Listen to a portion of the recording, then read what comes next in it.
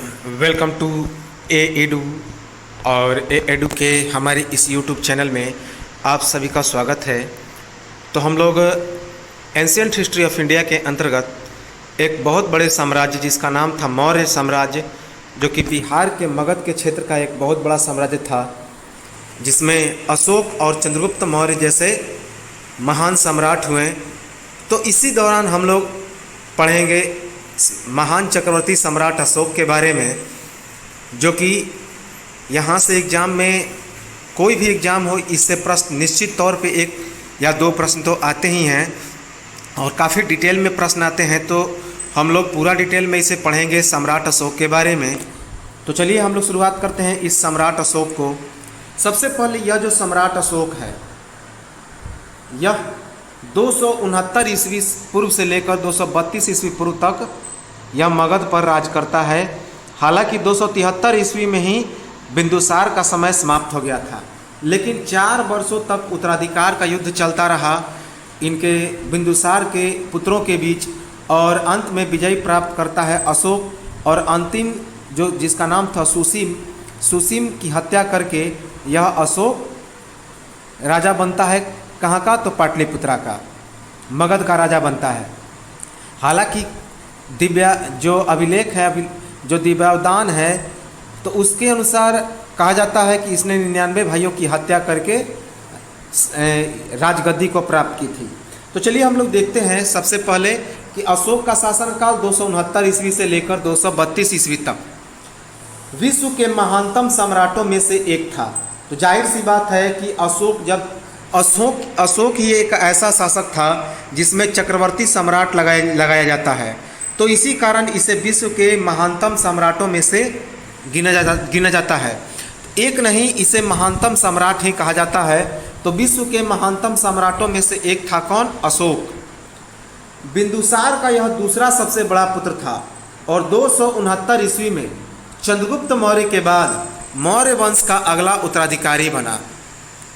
तो बिंदुसार का यह दूसरा बड़ा पुत्र था और 269 ईस्वी में चंद्रगुप्त मौर्य के बाद यह मौर्य वंश का अगला उत्तराधिकारी बना। हालांकि चंद्रगुप्त मौर्य के बाद कौन बना था? बिंदुसार। तो बिंदुसार के बाद यह अगला उत्तराधिकारी बना था। इसकी भी राजधानी कौन थी? तो पाटलिपुत्रा। तो जिस प्रकार बिंदुसार और चंद्रगुप्त मौर्य की राजधानी थी पाटलिपुत्रा, तो सम्राट अशोक की भी राजधानी कौन थी? पाटलिपुत्रा, वर्तमान पटना के पास। राजगद्दी पर बैठने से पहले यह जो सम्राट अशोक था वह अवंती की राजधानी कौन थी? तो उज्जैन। और मालवा का प्रशासक था, अर्थात राज्यपाल था। तो राजगद्दी पर बैठने से पहले अशोक जो था अवंती अर्थात उज्जैन, और मालवा का क्या था? तो प्रशासक अर्थात राज्यपाल था। पुराणों में अशोक को अशोक वर्धन कहा गया है। तो पुराणों में अशोक को क्या कहा गया है? अशोक वर्धन। सिंहासन पर बैठने के 8वें वर्ष अर्थात 261 ईस्वी में कलिंग, जो कहाँ पे है? तो उड़ीसा में है, वहाँ पर यह आक्रमण करता है और कलिंग सहित पूरे उड़ीसा पर यह कब्जा कर लेता है। और कलिंग विजय के दौरान अशोक बहुत भीषण रक्तपात करता है, बहुत लोगों की हत्याएं करता है, बहुत लोग इसमें घायल होते हैं। तो कलिंग विजय के दौरान अशोक के द्वारा भीषण रक्तपात होता है और इसी रक्तपात के दौरान अशोक का हृदय परिवर्तित हो जाता है।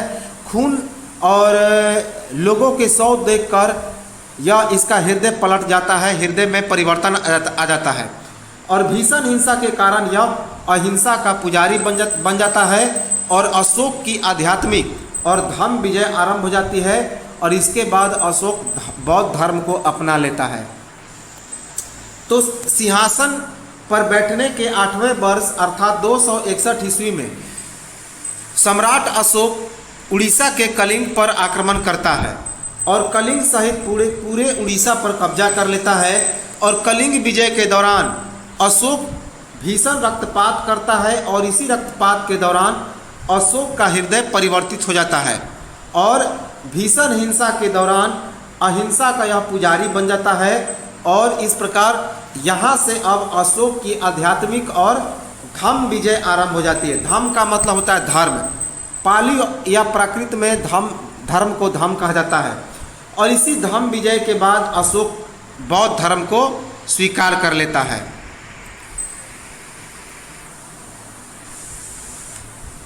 कलिंग युद्ध के बाद उपगुप्त नामक बौद्ध भिक्षु से बौद्ध धर्म की दीक्षा प्राप्त कर यह बौद्ध धर्मावलंबी बन जाता है। तो एग्जाम में यहाँ से प्रश्न बन चुके हैं कि बौद्ध धर्म की दीक्षा अशोक को किसने दी? तो उपगुप्त ने। यह एक बौद्ध भिक्षु था। तो कलिंग युद्ध के बाद उपगुप्त नामक बौद्ध भिक्षु से सम्राट अशोक बौद्ध धर्म की दीक्षा प्राप्त करता है और उसके बाद यह बौद्ध धर्मावलंबी बन जाता है। बौद्ध धर्मावलंबी कलहन की राज तरंगिणी के अनुसार यह बौद्ध धर्म अपनाने से पहले प्रारंभ में ब्राह्मण धर्म का पालक था और शैव धर्म का उपासक था। यह बात किससे पता चलता है? तो कलहन के द्वारा लिखित राज तरंगिणी में। तो कलहन की राज तरंगिणी के अनुसार अशोक प्रारंभ में बौद्ध धर्म का पालक था और शैव धर्म का उपासक था। याद रखेंगे। इसकी माता का नाम था सुभद्रांगी, जिसे रानी धर्मा के नाम से भी जाना जाता है। तो अशोक की माता का नाम था सुभद्रांगी, जिसे रानी धर्मा के नाम से भी जाना जाता है। इसकी पत्नियां कौन थीं? तो वैसे तो 5 पत्नियों के बारे में पता चलता है। तो कौन कौन? देवी, कारुबाकी, पद्मावती, असंधिमित्रा, तिस्रक्षिता। तो इसकी 5 पत्नियां थी। देवी, जिसे महादेवी के नाम से भी जाना जाता है, कारुबाकी, पद्मावती, असंधिमित्रा और तिस्रक्षिता। दिव्यावदान के अनुसार तिस्रक्षिता को अशोक की पत्नी बताया गया है। तो दिव्यावदान के अनुसार तिस्रक्षिता को अशोक की पत्नी बताया गया है, जबकि देवी को विदिशा के श्रेष्ठी की पुत्री और इनकी शादी सिंहली परंपरा के अनुसार हुई थी, यह बताया गया है दिव्यावदान के अनुसार। तो दिव्यावदान में क्या बताया गया है कि अशोक की पत्नी का नाम था तिस्रक्षिता और यह जो देवी थी वह विदिशा के श्रेष्ठी की पुत्री थी और अशोक के साथ देवी की शादी जो हुई थी वह सिंहली परंपरा का मतलब होता है श्रीलंका की परंपरा के अनुसार हुई थी। देवी और अशोक से 2 पुत्रों का जन्म हुआ था, एक पुत्र और एक पुत्री। तो देवी और अशोक से 2 पुत्रों का जन्म हुआ, एक पुत्र और एक पुत्री। एक पुत्र का नाम था महेंद्र और पुत्री का नाम था संघमित्रा। तो देवी और अशोक की संतान थी 2, एक महेंद्र जो कि पुत्र था और संघमित्रा जो कि पुत्री थी। तिस्रक्षिता और अशोक की संतान कौन थी? तीवर, कुणाल, जालौन और चारुमती। चारुमती पुत्री थी, बाकी तीवर, कुणाल और जालौन ये तीनों पुत्र थे। तो तिस्रक्षिता और अशोक के द्वारा 4 पुत्रों का जन्म हुआ, जिसमें कि तीवर, कुणाल और जालौन पुत्र थे और चारुमती पुत्री थी। श्रीलंका की परंपरा के अनुसार बिंदुसार की 16 पटरानियां थी, जिसमें कि 101 पुत्रों का उल्लेख है। 101 पुत्रों का उल्लेख है, जिसमें कि 3 के नाम उल्लेख है। कौन? सुसीम जो कि सबसे बड़ा पुत्र है, उसके बाद अशोक और तीसरा तिस्य। तिस्य अशोक का सहोदर भाई था और वह सबसे छोटा भाई भी था। तो सिंहली परंपरा के अनुसार बिंदुसार की कितनी पटरानियां थी? तो 16 पटरानियां, और इन्हीं 16 पटरानियों से 101 पुत्रों का उल्लेख किया गया है। इसमें 3 पुत्रों का काफ़ी उल्लेख है। कौन? एक सुसीम जो कि बड़ा पुत्र है, दूसरा अशोक और तीसरा तिस्य। तिस्य जो है अशोक का सहोदर भाई था और सबसे छोटा भाई था। अशोक को कौन कौन सी पद से उपाधि प्राप्त हुई थी? तो उपाधि बात की जाए कि अशोक को कौन कौन सी उपाधि मिली थी, तो धर्मा सजिका, चक्रवात सम्राट, राजश्रेष्ठ, मगध राज, भूपति, मौर्य राजा। उसके बाद अशोक, धर्माशोक, अशोकवादहन, अशोकवर्धन, प्रजापिता, धर्मनायक। तो अशोक को और कई सारी उपाधियां प्राप्त हुई थी, जैसे कि धर्मा सजिका, चक्रवात सम्राट, राजश्रेष्ठ, मगध राज, भूपति, मौर्य राजा, अशोक, धर्माशोक, अशोकवादहन, अशोकवर्धन, प्रजापिता धर्मनायक। सम्राट अशोक का नाम चक्रवर्ती सम्राट अशोक रखा गया, क्यों? जिसका अर्थ है सम्राटों का सम्राट। तो सम्राट अशोक को चक्रवर्ती सम्राट अशोक के नाम से भी संबोधित किया जाता है, जिसका अर्थ है सम्राटों का सम्राट। यह स्थान भारत में केवल सम्राट अशोक को दिया गया। तो चक्रवर्ती सम्राट का पद केवल किसे मिला? तो भारत में केवल सम्राट अशोक को मिला।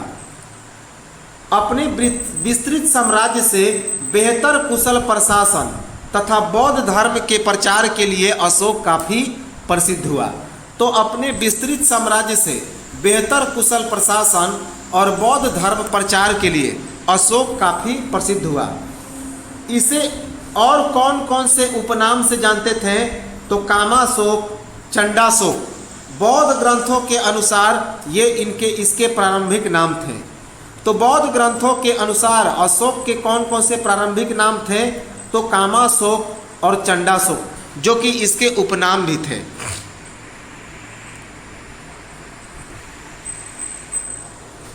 भारत में शिलालेखों का प्रचलन करने वाला यह पहला सम्राट था। तो सम्राट अशोक भारत में शिलालेखों का प्रचलन करने वाला पहला सम्राट था। शिलालेख का मतलब होता है, शिला का मतलब होता है पत्थर। पत्थर पर कुछ लिखवाने का काम इसी ने किया था। तो भारत में शिलालेखों का प्रचलन करने वाला पहला सम्राट कौन था? तो यही सम्राट अशोक था। राजस्थान के जयपुर के भाब्रू अभिलेख में देव नाम प्रिय, प्राकृत भाषा में देवनाम पिय और प्रियदर्शी, प्राकृत भाषा में प्रियदर्शी अर्थात राजा प्रियदर्शी देवताओं में काफ़ी प्रिय है। तो राजस्थान के जयपुर के भाब्रू अभिलेख में सम्राट अशोक को देव नाम प्रिय और प्राकृत भाषा में देव नाम पिय तथा प्रियदर्शी, प्राकृत भाषा में प्रियदर्शी लिखा गया है, जिसका मतलब क्या है कि राजा प्रियदर्शी देवताओं में काफ़ी प्रिय है।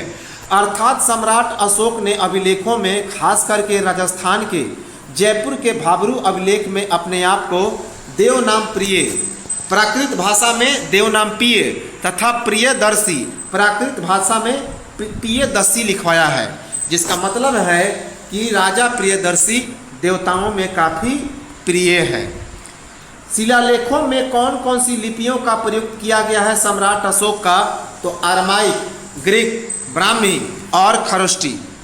तो शिलालेखों में अशोक ने 4 लिपियों का प्रयोग किया, एक अरमाइक, दूसरा ग्रीक, तीसरा ब्राह्मी और चौथा खरोष्टी। खरोष्टी जो है अफगानिस्तान में, ब्राह्मी भारत में, ग्रीक जो है यूनान में और अरमाइक ईरान और सीरिया वाले क्षेत्रों में इन लिपियों का इस्तेमाल किया। कलहन की राज तरंगड़ी के अनुसार सम्राट अशोक ने जम्मू कश्मीर की राजधानी श्रीनगर की स्थापना की। मोस्ट इम्पॉर्टेंट है, एग्जाम में यह प्रश्न बन चुका है। तो सम्राट अशोक ने जम्मू कश्मीर की राजधानी श्रीनगर की स्थापना की। यह बात किसमें लिखा गया? तो कलहन की राज तरंगिणी में। अशोक के शासन काल में 251 ईस्वी में पाटलिपुत्रा के अशोक राम में श्रीलंका के राजा मोगलीपुत्तिस की अध्यक्षता में तीसरी बौद्ध संगति का आयोजन हुआ, लेकिन इसका वर्णन अशोक के शिलालेख में कहीं पर नहीं है। और इसी तीसरे बौद्ध संगति में बौद्ध ग्रंथ अभिधम पिटक नामक ग्रंथ की रचना हुई। तो अशोक के शासनकाल में 251 ईस्वी में पाटलिपुत्रा के अशोक राम नामक स्थान में श्रीलंका के राजा मोगलीपुत्तिस की अध्यक्षता में तीसरी बौद्ध संगति का आयोजन किया गया। यह मोगलीपुत्तिस कौन था? तो मोगलीपुत्तिस श्रीलंका का राजा था। और इस तीसरे बौद्ध संगति का वर्णन अशोक के शिलालेख में कहीं पर नहीं है। इसी संगति में बौद्ध ग्रंथ अभिधम पिटक नामक ग्रंथ की रचना हुई। कौन? बौद्ध ग्रंथ अभिधम पिटक की रचना हुई। आजीवक संप्रदाय के निवास के लिए बिहार के गया जिले के बराबर गुफा की पहाड़ियों में 4 गुफाओं का निर्माण किया सम्राट अशोक ने। कौन कौन? सुदामा गुफा, विश्व जो झोपड़ी का गुफा, कर्ण गुफा और चौपार गुफा। तो आजीवक संप्रदाय के निवास के लिए सम्राट अशोक ने बिहार के गया जिले के बराबर गुफा की पहाड़ियों में 4 गुफाओं का निर्माण किया। सुदामा गुफा, विश्व झोपड़ी का गुफा, कर्ण गुफा और चौपार गुफा। बौद्ध धर्म के प्रचार के लिए सम्राट अशोक ने अपने पुत्र महेंद्र और अपनी पुत्री संघमित्रा को श्रीलंका भेजा। तो इम्पॉर्टेंट है, यहाँ से भी एग्जाम में प्रश्न बन चुके हैं कि सम्राट अशोक ने बौद्ध धर्म के प्रचार के लिए अपने पुत्र महेंद्र और अपनी पुत्री संघमित्रा को कहाँ भेजा? तो श्रीलंका भेजा।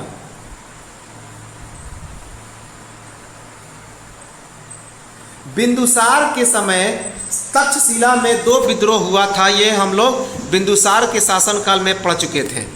तो बिंदुसार के समय तक्षशिला में जो 2 विद्रोह हुए थे उसे अशोक ने शांतिपूर्वक दबा दिया था। इस विद्रोह के बारे में वहाँ की जनता का कहना था कि हम शासक अर्थात सुसीम के खिलाफ नहीं हैं, लेकिन दुष्ट अमात्य हमारा शोषण करते हैं। तो बिंदुसार के समय तक्षशिला में जो 2 विद्रोह हुए थे उसे अशोक ने शांतिपूर्वक दबा दिया था। इसी विद्रोह के बारे में वहाँ के जनता का कहना था कि हम शासक किसे? तो सुसीम को। हालांकि इन जनता का सुसीम के बारे में ही कहना था, लेकिन सुसीम चूंकि बिंदुसार का पुत्र था इसीलिए खोल कर वो लोग नहीं कह रहे थे, लेकिन वास्तव में वे अमात्य शब्द का प्रयोग किसके बारे में किया? तो इसी सुसीम के बारे में। तो इस विद्रोह के बारे में वहाँ के जनता का कहना था कि हम शासक अर्थात सुसीम के खिलाफ नहीं हैं, लेकिन दुष्ट अमात्य हमारा शोषण करते हैं। अशोक के शिलालेख की खोज किसने की थी? तो पाटेथी फैंतलर ने। कब? 1750 ईस्वी में। तो अशोक के शिलालेख की खोज 1750 ईस्वी में पाटेथी फैंथेलर ने की थी। अशोक की राजकीय भाषा क्या थी? तो पाली या प्राकृत थी। अशोक की राजकीय भाषा क्या थी? तो पाली या प्राकृत थी, जबकि जनसाधारण की भाषा भी पाली और प्राकृत थी।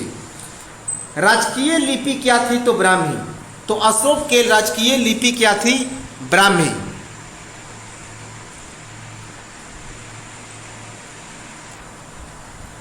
अशोक के शिलालेखों को पढ़ने में पहली सफलता किसे प्राप्त हुई?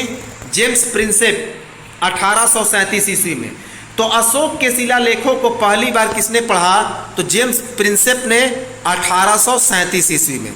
1837 ईस्वी में बौद्ध धर्म का सबसे प्रतापी राजा एवं भारत का सबसे शक्तिशाली एवं महान सम्राट। तो जो सम्राट अशोक था वह बौद्ध धर्म का सबसे प्रतापी राजा था और भारत का सबसे शक्तिशाली और महान सम्राट था। अशोक ने कलिंग पर आक्रमण किया। अब यह आक्रमण क्यों किया? तो इसे भी हम लोग पढ़ लें। तो अशोक के द्वारा कलिंग पर आक्रमण किया गया था। उसके आक्रमण का कारण था मौर्यों की परंपरागत विस्तारवादी नीति। तो मौर्य के द्वारा अपनी चूंकि इनकी परंपरा थी अपनी साम्राज्य का विस्तार करना, तो मौर्यों की परंपरागत विस्तारवादी नीति सुरक्षा की दृष्टि से भी कलिंग पर अशोक ने आक्रमण किया। दक्षिण के साथ सीधा संपर्क स्थापित करने के लिए समुद्री और स्थल मार्गों के नियंत्रण हेतु, तो दक्षिण के द्वारा सीधा संपर्क स्थापित करने के लिए समुद्र तथा स्थल मार्गों पर नियंत्रण स्थापित करने के लिए भी इस अशोक ने कलिंग पर आक्रमण किया। अशोक के द्वारा कलिंग युद्ध और उस पर विजय की जानकारी अशोक के द्वारा उल्लिखित 13वें शिलालेख में। तो अशोक के 13वें शिलालेख में इसी अशोक के द्वारा कलिंग युद्ध और उस पर विजय की जानकारी प्राप्त होती है। तो वेरी इंपॉर्टेंट है, यहाँ से एग्जाम में प्रश्न बन चुके हैं कि अशोक के कलिंग युद्ध की जानकारी अशोक के किस शिलालेख से प्राप्त होती है? तो 13वें शिलालेख से। बहुत इंपॉर्टेंट है, चूँकि 14 शिलालेख है और 14वें में क्या क्या बातें लिखी गई है हम लोग इसे आगे देखेंगे। मिस्र के शासक टॉलमी फिलाडेल्फस द्वितीय के द्वारा अशोक के दरबार में डायनेसियस नामक राजदूत भेजा गया। तो मिस्र के शासक टॉलमी फिलाडेल्फस द्वितीय ने अशोक के दरबार में डायनेसियस नामक एक राजदूत भी भेजा था। 273 ईस्वी से लेकर 269 ईस्वी के बीच मौर्य साम्राज्य राज्य विहीन हो गया था। अर्थात 273 ईस्वी में जब बिंदुसार की मृत्यु हो गई तो उसके बाद कोई राजा नहीं बना और 4 वर्षों तक ऐसे ही राज्य चलता रहा। और 4 वर्षों तक राजा बनने के लिए बिंदुसार के पुत्रों के बीच घमासान युद्ध हुआ, उत्तराधिकार का युद्ध हुआ। तो 273 ईस्वी से लेकर 269 ईस्वी तक मौर्य साम्राज्य राज्य विहीन रहा, राजा विहीन रहा, अर्थात कोई भी राजा नहीं रहा। और राजगद्दी की प्राप्ति को लेकर अशोक और उसके सभी भाइयों के बीच खूनी रक्तपात हुआ। और इसी 4 वर्ष के अंतर्गत अशोक ने अपने 99 भाइयों की हत्या करके इनके 100 को पाटलिपुत्रा, जो कि वर्तमान पटना के आसपास पड़ता है, तो वहाँ के अगम कुआं में फेंकवा दिया, जो आज भी पटना में स्थित है। और इसी के बाद अशोक ने अपनी राजगद्दी को प्राप्त कर ली। तो 273 ईस्वी से 269 ईस्वी तक जो मौर्य साम्राज्य था वह राजा विहीन रहा और राजगद्दी की प्राप्ति को लेकर अशोक और उसके सभी भाइयों के बीच खूनी रक्तपात हुआ। और इसी 4 वर्ष के अंतर्गत अशोक ने अपने 99 भाइयों की हत्या करके इनके 100 को पाटलिपुत्रा अर्थात पटना के अगम कुआं में फेंकवा दिया, जो आज भी पटना में स्थित है। और इसके बाद अशोक राजगद्दी को प्राप्त कर लिया। मौर्य साम्राज्य का विस्तार अशोक ने कहाँ कहाँ किया? तो उत्तर में हिंदू कुश में तक्षशिला की श्रेणियों से लेकर दक्षिण में गोदावरी नदी तक। तो उत्तर में हिंदू कुश तक्षशिला की श्रेणियों से लेकर दक्षिण में गोदावरी नदी, सुवर्णगिरी की पहाड़ी से के दक्षिण तथा मैसूर तक। पूर्व में बांग्लादेश, पाटलिपुत्रा से पश्चिम में अफगानिस्तान, ईरान, बलूचिस्तान तक। तो उत्तर में हिंदू कुश तक्षशिला की श्रेणियों से लेकर दक्षिण में गोदावरी नदी, सुवर्णगिरी की पहाड़ी के दक्षिण तथा मैसूर तक। पूर्व में बांग्लादेश, पाटलिपुत्रा से पश्चिम में अफगानिस्तान, ईरान और बलूचिस्तान तक। अर्थात आज की संपूर्ण भारत, पाकिस्तान, अफगानिस्तान, बांग्लादेश, नेपाल, म्यांमार के अधिकांश भूभाग पर उसने क्या किया था? तो कब्जा कर लिया था। तो वर्तमान के जो संपूर्ण भारत है, पाकिस्तान है, अफगानिस्तान है, बांग्लादेश, नेपाल, म्यांमार के अधिकांश भूभाग, तो लगभग इतने क्षेत्र के बराबर उस समय सम्राट अशोक का क्या था? तो साम्राज्य पर कब्जा था। यह विशाल साम्राज्य उस समय से आज तक का सबसे बड़ा भारतीय साम्राज्य था।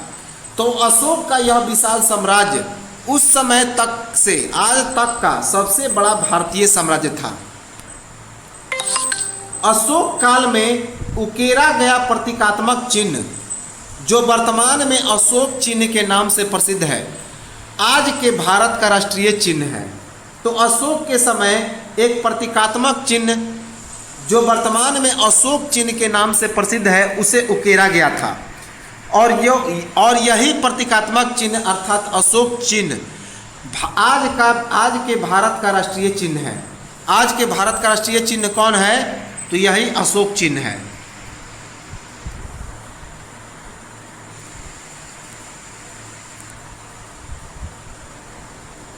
बौद्ध ग्रंथ के इतिहास में गौतम बुद्ध के बाद अशोक का ही स्थान आता है। तो बौद्ध ग्रंथ में यदि अशोक के बाद यदि किसी महान सम्राट का या फिर महान व्यक्ति का नाम आता है तो वह अशोक का नाम आता है। तो बौद्ध ग्रंथ के इतिहास में गौतम बुद्ध के बाद अशोक का ही स्थान है।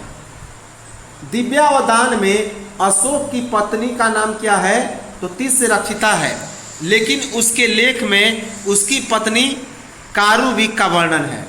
तो अभी हमने इसे देख भी लिया है कि बौद्ध ग्रंथ दिव्यावदान में अशोक की पत्नी का नाम क्या बताया गया? तो तिस्रक्षिता। लेकिन उसके लेखों में उसकी पत्नी को के बारे में किसे बताया गया? तो कारुविक को। संपूर्ण एशिया में आज के सभी महाद्वीपों में बौद्ध धर्म का प्रसार। तो याद रखेंगे कि जो सम्राट अशोक था वह संपूर्ण एशिया में आज के सभी महाद्वीपों में बौद्ध धर्म का प्रचार कर चुका था। प्रेम, सहिष्णुता, सत्य, अहिंसा और शाकाहारी जीवन प्रणाली के सच्चे समर्थक, इसीलिए सम्राट अशोक का नाम इतिहास में महान परोपकारी सम्राट के रूप में लिया जाता है। तो यह जो सम्राट अशोक था प्रेम, सहिष्णुता, सत्य, अहिंसा और शाकाहारी जीवन प्रणाली का सच्चा समर्थक था, इसलिए सम्राट अशोक का नाम इतिहास में महान परोपकारी सम्राट के रूप में लिया जाता है। बुद्ध की स्मृति में नेपाल की लुम्बिनी में माया देवी के पास, सारनाथ, बौद्ध मंदिर बोधगया, कुशीनगर, श्रीलंका, थाईलैंड और चीन में अशोक स्तंभ का निर्माण। तो इम्पॉर्टेंट है कि गौतम बुद्ध की स्मृति में सम्राट अशोक ने नेपाल की लुम्बिनी में माया देवी मंदिर के पास, सारनाथ, बौद्ध मंदिर बोधगया, कुशीनगर, श्रीलंका, थाईलैंड और चीन में अशोक स्तंभ का निर्माण किया।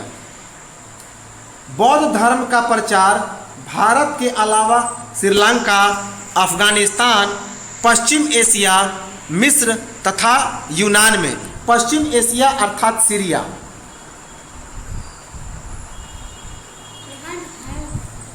बौद्ध धर्म। तो अशोक ने बौद्ध धर्म का प्रचार भारत के अलावा श्रीलंका में, अफगानिस्तान में, पश्चिम एशिया अर्थात सीरिया में, मिस्र में और यूनान में भी प्रचार प्रसार किया। अपने पूरे जीवन में सभी युद्धों में विजय। तो याद रखेंगे यह जो अशोक था अपने जीवन के सभी युद्धों में विजय प्राप्त किया, किसी भी युद्ध में इसने पराजय का मुंह नहीं देखा। चक्रवर्ती सम्राट अशोक के समय 23 महान विश्वविद्यालयों की स्थापना की गई, जिसमें कि तक्षशिला विश्वविद्यालय, नालंदा विश्वविद्यालय, कंधार विश्वविद्यालय, ये सभी प्रमुख विश्वविद्यालय थे। तो चक्रवर्ती सम्राट अशोक के समय 23 महान विश्वविद्यालयों की स्थापना की गई, जिसमें कि तक्षशिला विश्वविद्यालय, नालंदा विश्वविद्यालय, विक्रमशिला विश्वविद्यालय, कंधार विश्वविद्यालय, ये सभी प्रमुख विश्वविद्यालय थे। कलिंग में ही युद्ध के दौरान मत्स्य कुमारी कारुवाकी से अशोक को प्रेम हो गया और इसने उससे विवाह कर लिया और यह इसकी दूसरी रानी थी। पहली कौन थी? तो देवी थी, पहली देवी थी। तो कलिंग के युद्ध के दौरान ही मत्स्य कुमारी कारुवाकी से अशोक को प्रेम हो गया और इसके बाद अशोक ने उससे शादी भी कर लिया और यह अशोक की दूसरी पत्नी थी। सम्राट अशोक के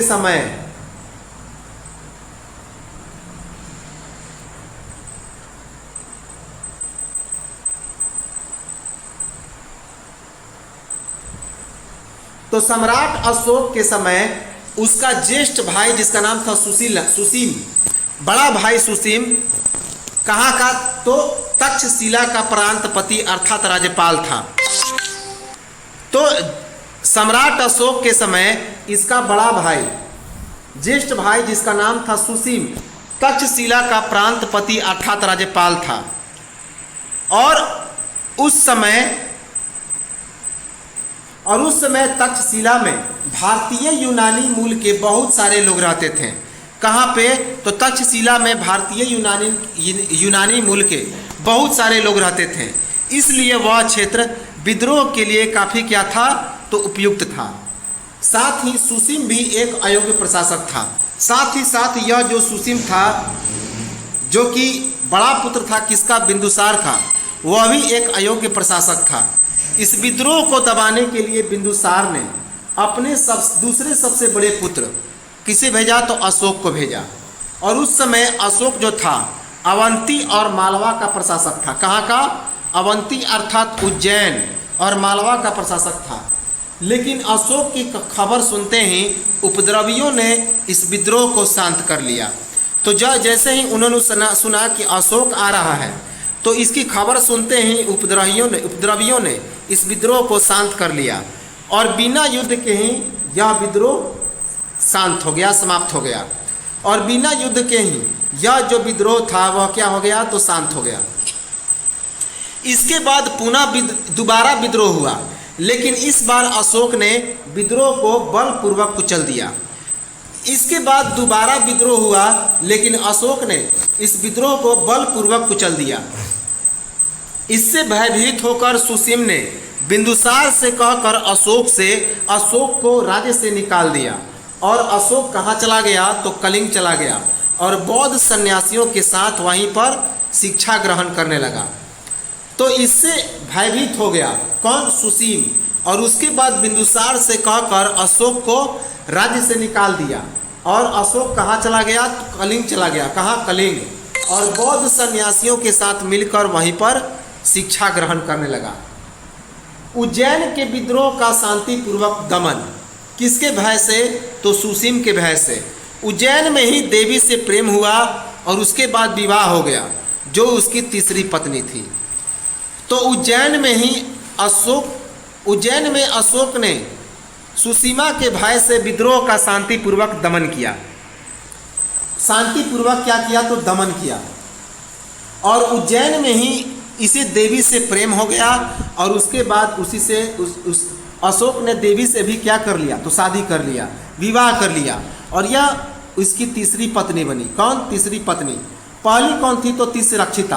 पहली कौन थी, तो तिस्रक्षिता, जो कि दिव्यावधान में स्पष्ट रूप से लिखा गया है। सौतेले भाइयों के द्वारा माता की हत्या के बाद अशोक के द्वारा सभी सौतेले भाइयों की हत्या और राजभवन पर कब्जा और स्वयं को सम्राट के रूप में घोषणा। तो इसके सौतेले भाइयों ने इसके माता की हत्या कर दी थी। इसी के बाद सम्राट अशोक सभी सौतेले भाइयों की हत्या कर दिया। सभी सौतेले भाइयों की क्या कर दिया, हत्या कर दिया। और उसके बाद राजभवन पर कब्जा कर लिया। और जैसे ही राजभवन पर कब्जा किया, उसके बाद इसने अपने आप को सम्राट के रूप में घोषित कर दिया। किस चीज के रूप में, तो सम्राट के रूप में घोषित कर दिया। सम्राट बनते ही पूर्व तथा पश्चिम दोनों सीमाओं में अपने साम्राज्य का इसने फैलाव किया। तो सम्राट अशोक ने सम्राट बनते ही पूर्व और पश्चिम दोनों सीमाओं में अपने साम्राज्य का फैलाव किया और केवल 8 वर्षों के दौरान ही ईरान की सीमा तक अपना साम्राज्य विस्तार कर लिया। और केवल 8 वर्षों में ही इस अशोक ने अपने साम्राज्य की सीमा कहाँ तक विस्तार कर लिया, तो ईरान तक। अशोक के 13वें शिलालेख के अनुसार कलिंग के युद्ध में 1,50,000 व्यक्ति बंदी बनाए गए। बंदी बनाकर क्या किया गया, तो उन्हें निर्वासित किया गया, अर्थात देश से बाहर निकाल दिया गया। 1 लाख लोगों की हत्या हुई। कितनी, 1 लाख लोगों की हत्या हुई, जबकि अमूमन 1.5 लाख लोग क्या हो गए, तो घायल हो गए। तो इसी नरसंहार को देख के यह क्या था, तो अशोक द्रवित हो गया और उसका हृदय परिवर्तित हो गया था और शांतिपूर्वक से बौद्ध धर्म अपना लिया। तो अशोक के 13वें शिलालेख के अनुसार कलिंग युद्ध में 1,50,000 व्यक्ति बंदी बनाकर निर्वासित किए गए। उसके बाद 1 लाख लोगों की हत्या हुई और 1.5 लाख लोग क्या हो गए, तो घायल हो गए। सिंहली अनुश्रुतियों, दीपवंश और महावंश के अनुसार सम्राट अशोक के 14वें वर्ष में निग्रोथ नामक बौद्ध भिक्षु के द्वारा बौद्ध धर्म की दीक्षा दी गई। तो सिंहली अनुश्रुतियों अर्थात श्रीलंका की कहावतों के अनुसार, जिसका नाम है सिंहली अनुश्रुति कौन है, एक है दीपवंश और दूसरा है महावंश, जो कि श्रीलंका में लिखा गया एक बौद्ध ग्रंथ है। तो सिंहली अनुश्रुतियों, दीपवंश और महावंश के अनुसार सम्राट अशोक के 14वें वर्ष में निग्रोथ नामक बौद्ध भिक्षु के द्वारा बौद्ध धर्म की दीक्षा। तो सिंहली अनुश्रुतियों, दीपवंश और महावंश के अनुसार क्या बताया गया कि सम्राट अशोक के 14वें वर्ष में निग्रोथ नामक बौद्ध भिक्षु के द्वारा बौद्ध धर्म की दीक्षा दी गई। तो सम्राट अशोक के शासन के 14वें वर्ष में सम्राट अशोक को किस बौद्ध धर्म की दीक्षा किसने दी? तो निग्रोथ नामक बौद्ध भिक्षु ने, निग्रोथ नामक बौद्ध भिक्षु ने। लंका नरेश मोगली पुत्र तीस की प्रभाव में पूर्णतः बौद्ध। तो यह जो सम्राट अशोक था, लंका नरेश मोगली पुत्र तीस की प्रभाव में आकर पूरी तरह से बौद्ध बन गया। दिव्यावदान के अनुसार बौद्ध धर्म में दीक्षित करने का श्रेय उपगुप्त नामक बौद्ध भिक्षु को। तो अभी हमने देखा कि दिव्यावदान के अनुसार क्या बताया गया है कि बौद्ध धर्म में दीक्षित करने का सबसे बड़ा श्रेय किसे है? तो उपगुप्त नामक बौद्ध भिक्षु को। अर्थात सम्राट अशोक को बौद्ध धर्म की दीक्षा किसने की? तो उपगुप्त नामक बौद्ध भिक्षु ने, उपगुप्त नामक बौद्ध भिक्षु ने। सम्राट अशोक की पहली यात्रा कौन सी थी? तो 259 ईस्वी में, अर्थात अपने शासन के 10वें वर्ष में। कहाँ पे? बिहार के बोधगया में। तो बिहार के बोधगया में सम्राट अशोक की पहली यात्रा थी। कब? शासन के 10वें वर्ष में, याद रखेंगे, अर्थात 259 ईस्वी में।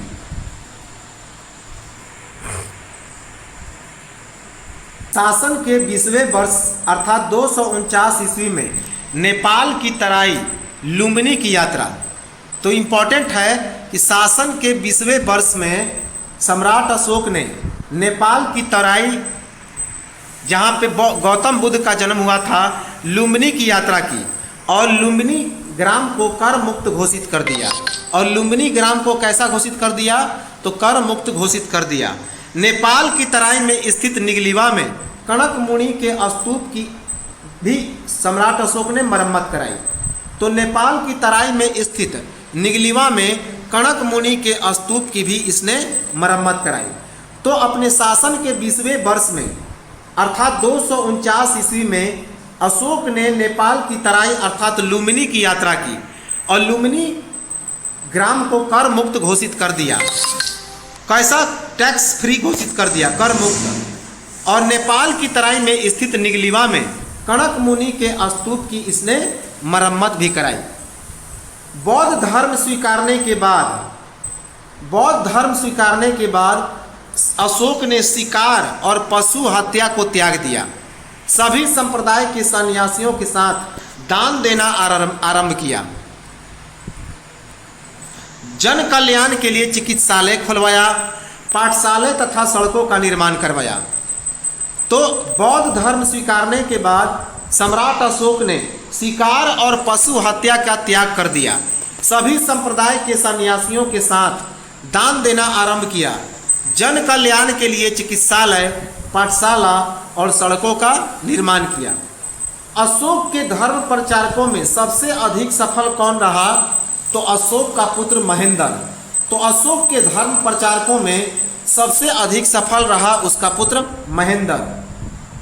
महेंद्र के द्वारा लंका नरेश मोगली पुत्र तीस को बौद्ध धर्म की दीक्षा और तीस के द्वारा बौद्ध धर्म को अपना राज धर्म स्वीकार किया गया और अशोक से प्रेरित होकर स्वयं को देव नाम प्रिय की उपाधि भी दी। तो महेंद्र ने लंका नरेश मोगली पुत्र तीस को बौद्ध धर्म की दीक्षा दी और मोगली पुत्र तीस के द्वारा बौद्ध धर्म को अपना और मोगली पुत्र तीस ने बौद्ध धर्म को अपना राज धर्म के रूप में स्वीकार किया गया।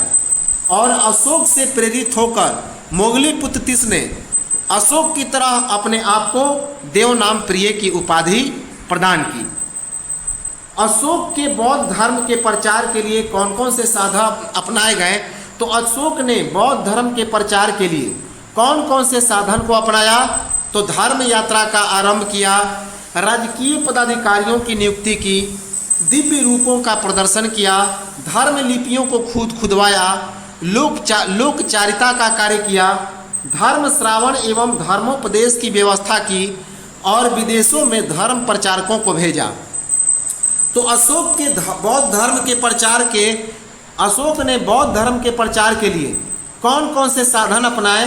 तो सबसे पहले धर्म यात्रा का आरंभ किया, राजकीय पदाधिकारियों की नियुक्ति की, दिव्य रूपों का प्रदर्शन किया, धर्म लिपियों को खुदवाया, लोकचारिता के कार्य किए, धर्म श्रावण और धर्मोपदेश की व्यवस्था की और विदेशों में धर्म प्रचारकों को भी इसने भेजा।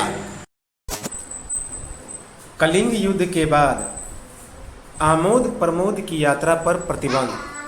तो अशोक ने कलिंग युद्ध के बाद आमोद प्रमोद की यात्रा पर प्रतिबंध लगा दिया। स्तंभ लेख 3 और 7 के अनुसार बौद्ध धर्म के प्रचार एवं उपदेश के लिए व्युष्ट, रज्जुक, प्रादेशिक और युक्त नामक पदाधिकारियों की नियुक्ति। तो सम्राट अशोक ने स्तंभ लेख 3 और 7 के अनुसार, तो अशोक के स्तंभ लेख 3 और स्तंभ लेख 7 के अनुसार क्या पता चलता है कि सम्राट अशोक ने बौद्ध धर्म के प्रचार एवं उपदेश के लिए व्युष्ट, रज्जुक, प्रादेशिक और युक्त नामक पदाधिकारियों की नियुक्ति की। राज्याभिषेक के 13वें वर्ष के बाद बौद्ध धर्म के प्रचार के लिए धर्म महामात्र नामक नए पदाधिकारी वर्ग की नियुक्ति की। धर्म महामात्रों का मुख्य कार्य था विभिन्न धार्मिक संप्रदायों के बीच द्वेष भाव को मिटाकर धार्मिक एकता को स्थापित करना। तो सम्राट अशोक ने अपने राज्याभिषेक के 13वें वर्ष के बाद बौद्ध धर्म के प्रचार के लिए एक नए पदाधिकारी की नियुक्ति की, जिसका नाम था धर्म महामात्र। क्या नाम था? धर्म महामात्र। इस धर्म महामात्र का कार्य था विभिन्न धार्मिक संप्रदायों के बीच द्वेष भाव को मिटा करके धार्मिक एकता को स्थापित करना। अशोक की तुलना किससे की गई है? तो कॉन्स्टेंटाइन से, एंटोनियस से, सेंट पॉल से, नेपोलियन से और जूलियस सीजर के साथ। तो सम्राट अशोक की तुलना Constantine, Antonius, Saint Paul, Napoleon और जूलियस सीजर के साथ की गई है। अहिंसा, शांति तथा लोक कल्याणकारी नीतियों के विश्वविख्यात एवं अतुलनीय सम्राट के रूप में अशोक को घोषित किया गया। कि सम्राट अशोक जो है वह अहिंसा, शांति और लोक कल्याणकारी नीतियों के विश्वविख्यात और अतुलनीय सम्राट था। एच.जी. वेल्स के अनुसार अशोक का चरित्र इतिहास के स्तंभों को भरने वाले राजाओं, सम्राटों, धर्माधिकारियों, संत महात्माओं आदि के बीच प्रकाशमान है और आकाश में प्रायः एकाकी तारा की तरह चमकता है। तो एच.जी. वेल्स के अनुसार अशोक का चरित्र कैसा था? इतिहास के स्तंभों को भरने वाले राजाओं, सम्राटों, धर्माधिकारियों, संत महात्माओं आदि के बीच प्रकाशमान है और आकाश में प्रायः एकाकी तारा की तरह चमकता है। सम्राट अशोक के द्वारा प्रवर्तित कुल कितने अभिलेख प्राप्त हुए हैं? तो 33, जिनकी खुदाई अशोक ने स्तंभों, चट्टानों और गुफाओं की दीवारों पर 269 ईस्वी से 231 ईस्वी के बीच के शासनकाल में की गई है। तो सम्राट अशोक के द्वारा प्रवर्तित कुल कितने अभिलेख प्राप्त हुए हैं? 33, जिनकी खुदाई अशोक के द्वारा स्तंभों, चट्टानों और गुफाओं की दीवारों पर 269 ईसा पूर्व से लेकर 231 ईसा पूर्व के बीच के शासनकाल में कराई गई। अभिलेख बांग्लादेश, भारत, अफगानिस्तान, पाकिस्तान और नेपाल में जगह जगह जो बौद्ध धर्म के अस्तित्व के सबसे प्राचीन प्रमाण हैं। तो अशोक के अभिलेख कहाँ कहाँ पे हैं? अशोक के अभिलेख कहाँ कहाँ से प्राप्त हुए? तो बांग्लादेश, भारत, अफगानिस्तान, पाकिस्तान और नेपाल में ये जगह जगह हैं जो बौद्ध धर्म के अस्तित्व के सबसे प्राचीन प्रमाण हैं। अशोक के शिलालेखों में बौद्ध धर्म की बारीकियों पर जोर कम दिया गया है, बल्कि मनुष्यों के आदर्श जीवन जीने की सीख इसमें ज़्यादा है। तो अशोक के शिलालेखों में बौद्ध धर्म के बारीकियों पर कम जोर दिया गया है, जबकि मनुष्यों के आदर्श जीवन जीने के लिए इसमें सीख ज़्यादा बताई गई है।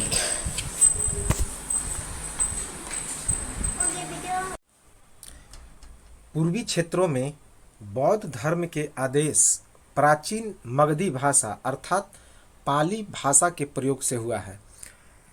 पश्चिमी क्षेत्रों में के शिलालेखों में यह संस्कृत भाषा में लिखा गया तथा खरोष्टी लिपि का प्रयोग किया गया है, जबकि एक अन्य में यूनानी और अरामाइक दोनों लिपि अर्थात द्विभाषिक लिपि का प्रयोग हुआ है। तो पूर्वी क्षेत्रों में जो बौद्ध धर्म का आदेश है, पूर्वी क्षेत्रों में बौद्ध धर्म का जो आदेश है वह प्राचीन मगधी भाषा अर्थात पाली प्राकृत भाषा के प्रयोग से लिखा गया है। पश्चिमी क्षेत्रों के शिलालेखों में संस्कृत भाषा में लिखा गया है और उसमें खरोष्टी लिपि का प्रयोग किया गया है, जबकि एक अन्य में यूनानी तथा अरामाइक दोनों लिपि का प्रयोग किया गया है, अर्थात उसमें द्विभाषी लिपि का प्रयोग हुआ है, अर्थात दो भाषाओं में एक साथ लिखा गया। अशोककालीन अवशेष, अशोक के समय के अवशेष कहाँ से प्राप्त हुए हैं? तो अशोक के समय के जो अवशेष हैं वे पटना अर्थात पाटलिपुत्रा के कुम्हरार के पास, कर्नाटक के कई स्थानों पर धर्मोपदेश के शिलोत्कीर्ण अभिलेख और लुम्बिनी में। तो पटना के पाटलिपुत्रा के कुम्हरार के पास, कर्नाटक के कई स्थानों पर धर्मोपदेश अर्थात जो धर्म के उपदेश हैं वे पत्थर पर उत्कीर्ण अभिलेख प्राप्त हुए हैं कर्नाटक के कई स्थानों से, जबकि नेपाल की लुम्बिनी से जहाँ पे गौतम बुद्ध का जन्म हुआ था।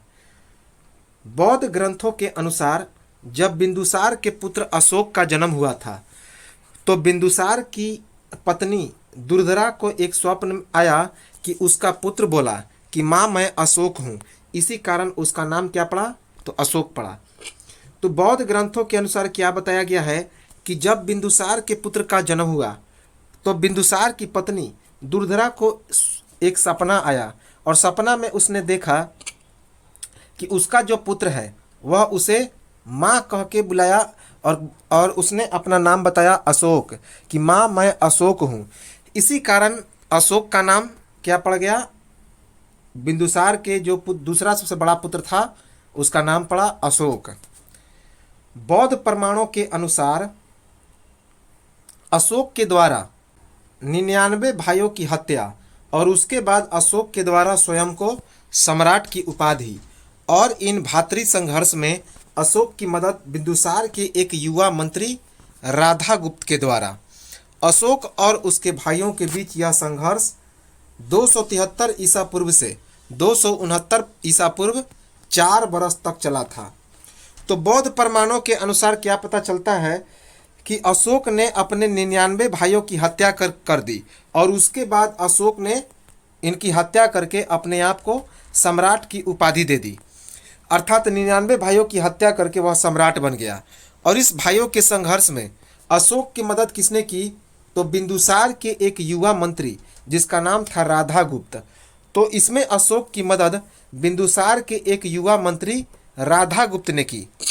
अशोक और उसके भाइयों के बीच जो यह संघर्ष था वह 273 ईस्वी पूर्व से लेकर 269 ईसा पूर्व 4 बरस तक चला था।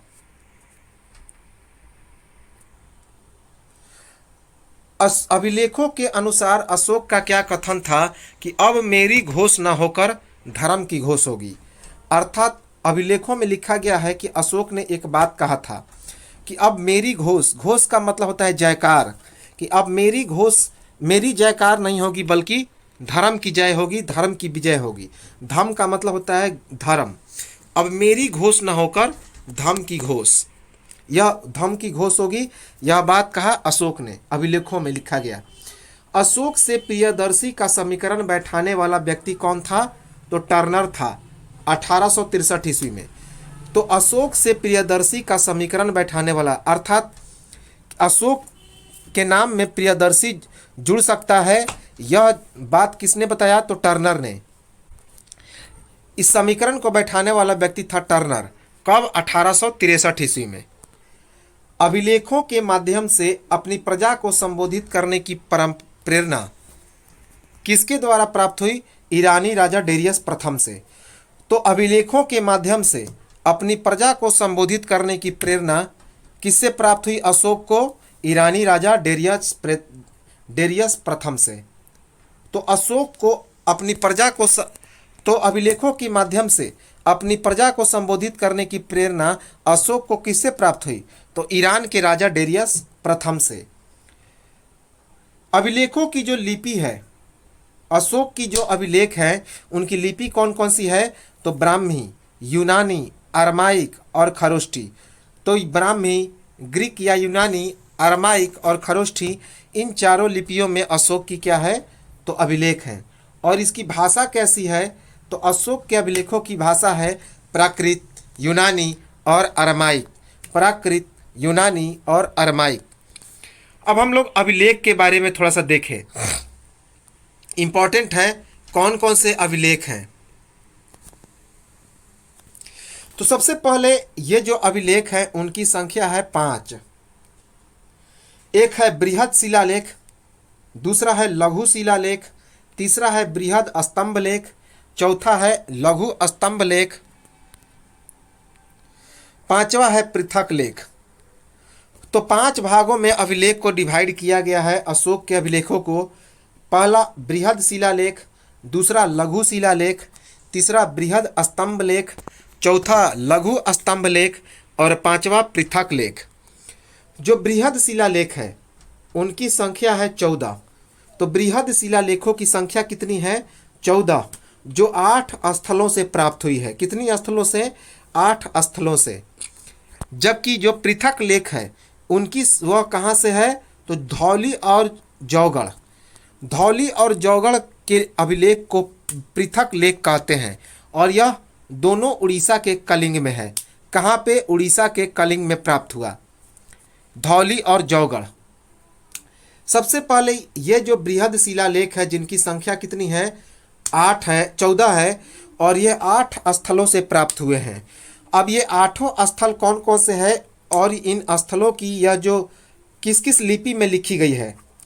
तो सबसे पहला है जौगढ़। जौगढ़ जो है उड़ीसा के जौगाम जिले में है, जो ऋषि कुल्ली नदी के तट पर है और यह ब्राह्मी लिपि में लिखा गया है। तो जौगढ़ जो कि उड़ीसा के जौगाम में है, यह ऋषि कुल्ली नदी के तट पर है और इसकी लिपि कौन सी है? तो ब्राह्मी है। इसके बाद है शहबाज गढ़ी। शहबाज गढ़ी जो है यह पाकिस्तान के यूसुफजाई प्रदेश में, यह पाकिस्तान के पेशावर में यूसुफजाई प्रदेश में मर्दान के निकट मिला है और इसकी लिपि कौन सी है? तो खरोष्ठी लिपि में लिखा गया था। यह इसकी लिपि थी खरोष्ठी। तो शहबाज गढ़ी पाकिस्तान के पेशावर जिले में, पाकिस्तान के यूसुफजाई प्रदेश में मर्दान के निकट है और इसकी लिपि कौन सी है? तो खरोष्ठी। इसके बाद है मानसेहरा। मानसेहरा, मानसेहरा जो है पाकिस्तान के हजारा में है। कहाँ से प्राप्त हुआ? पाकिस्तान के हजारा में। और इसकी लिपि कौन सी है? तो खरोष्ठी। इसकी लिपि है खरोष्ठी। इसके बाद गिरनार।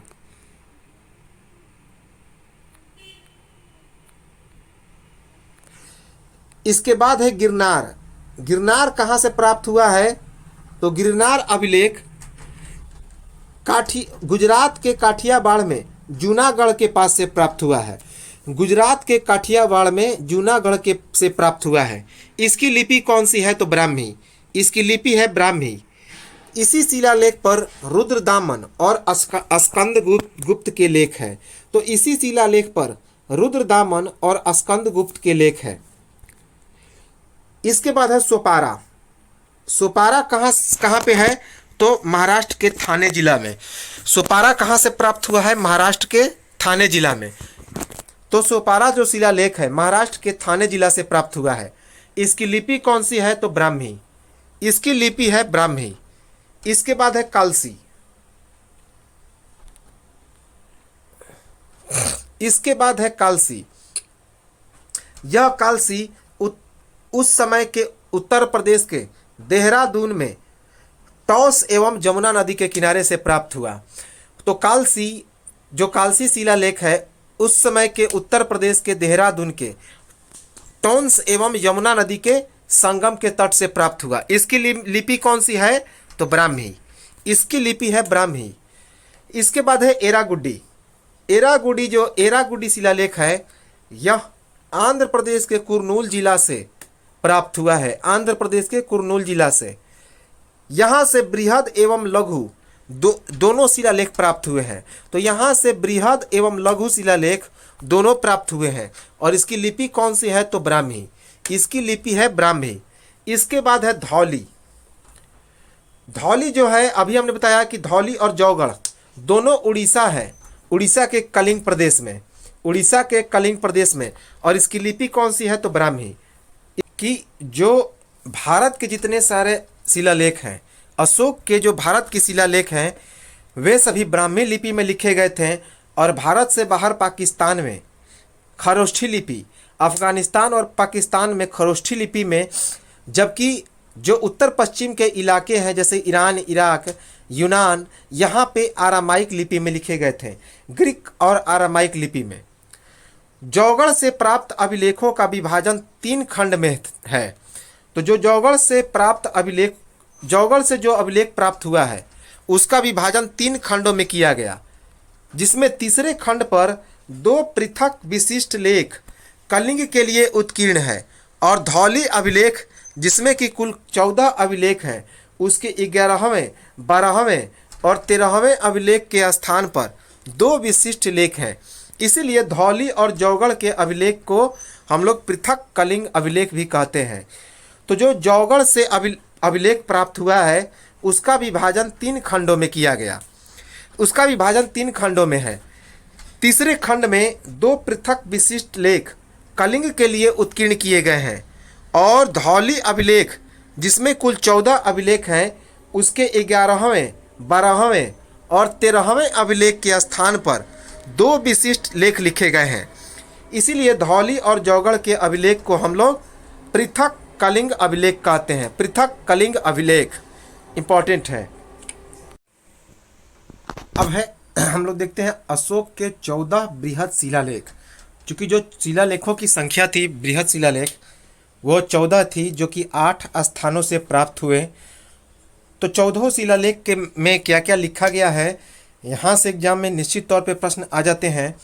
तो देखते हैं हम लोग 14 बृहद शिलालेख और उसमें संबंधित बातें। तो सबसे पहला है बृहद शिलालेख फर्स्ट। तो शिलालेख प्रथम में क्या लिखा गया है कि पशु हत्या एवं सामाजिक उत्सव पर प्रतिबंध। तो अशोक ने लिखा था पशु हत्या और सामाजिक उत्सव पर प्रतिबंध, कि पशु हत्या और सामाजिक उत्सव पर क्या होना चाहिए? तो प्रतिबंध होना चाहिए। मांस भक्षण, सूरा आस्थान और मल्ल युद्ध का त्याग, अर्थात लोगों को मांस का भक्षण, सूरा आस्थान अर्थात जो मदिरा पान वाला जगह है, उस स्थान को और त्याग देना चाहिए। मल्ल युद्ध अर्थात जो युद्ध की भावना है, उसे भी त्याग देना चाहिए। और बृहद शिलालेख 1 में अशोक ने एक बात और लिखा था कि राजकीय रसोई में केवल 3 पशुओं की हत्या प्रतिदिन होनी चाहिए, अर्थात हो सकती है। तो राजकीय रसोई में, केवल राजकीय रसोई में, घरेलू नहीं, तो राजकीय रसोई में केवल 3 पशुओं की हत्या प्रतिदिन हो सकती है। कौन कौन? 2 मोर और 1 मृग। तो यह उस समय के लिए था। अब तो मोर और मृग दोनों को मारना क्या है? तो अपराध है। तो राजकीय रसोई में केवल 3 पशुओं की हत्या प्रतिदिन हो सकती थी। यह बात लिखा गया बृहद शिलालेख फर्स्ट में। किसने लिखा था? तो अशोक ने। 2 मोर और 1 मृग की हत्या, अर्थात 2 मोर और 1 हिरण, इसे जायज बताया था। अब है बृहद शिलालेख 2। दूसरे शिलालेख में क्या लिखा गया है अशोक के द्वारा? साम्राज्य में सब जगह तथा सीमावर्ती राज्यों जैसे चोल, चेर, पांड्य, सातीय पुत्र, केरल पुत्र, ताम्रपर्णी अर्थात श्रीलंका, यवन राज्य एंटियोकस और उसके पड़ोस के राज्यों में मनुष्यों तथा पशुओं हेतु चिकित्सा का प्रबंध, समाज कल्याणी कार्य किए, कुएं खुदवाएं और वृक्षारोपण किए। तो सीधी सी बात है, जो बृहद शिलालेख दूसरा है, उसमें सीमावर्ती इलाकों में अशोक के द्वारा पशुओं, मनुष्यों और पशुओं के लिए चिकित्सा का प्रबंध किया गया। वहाँ पे समाज कल्याणकारी कार्य किए गए। कुएं खोदवाए गए, वृक्षारोपण किए गए, सड़क का निर्माण किया गया। तो जैसे कि कौन कौन से सीमावर्ती राज्य, जैसे कि चोल, चेर, पांड्य, तो इम्पॉर्टेंट है, इसी चीज़ को याद रखेंगे कि किसमें चोल, चेर और पांड्य के जो सीमावर्ती क्षेत्र हैं वहाँ पे अशोक के द्वारा समाज कल्याणकारी कार्य किए गए। तो बृहद शिलालेख दूसरे में, तो साम्राज्य में सब जगह तथा सीमावर्ती राज्यों जैसे कि चोल, चेर, पांड्य, सातीय पुत्र, केरल पुत्र, ताम्रपर्णी, श्रीलंका को उस समय ताम्रपर्णी भी कहा जाता था, यवन राज एंटियोकस और उसके पड़ोस के राज्यों में मनुष्यों तथा पशुओं के लिए चिकित्सा का प्रतिबंध, समाज कल्याणकारी कार्य किए अशोक ने, कुएं खुदवाएं और वृक्षारोपण किए। ये सभी बातें लिखी गई है बृहद शिलालेख 2 में। इसके बाद बृहद शिलालेख 3 इंपॉर्टेंट है।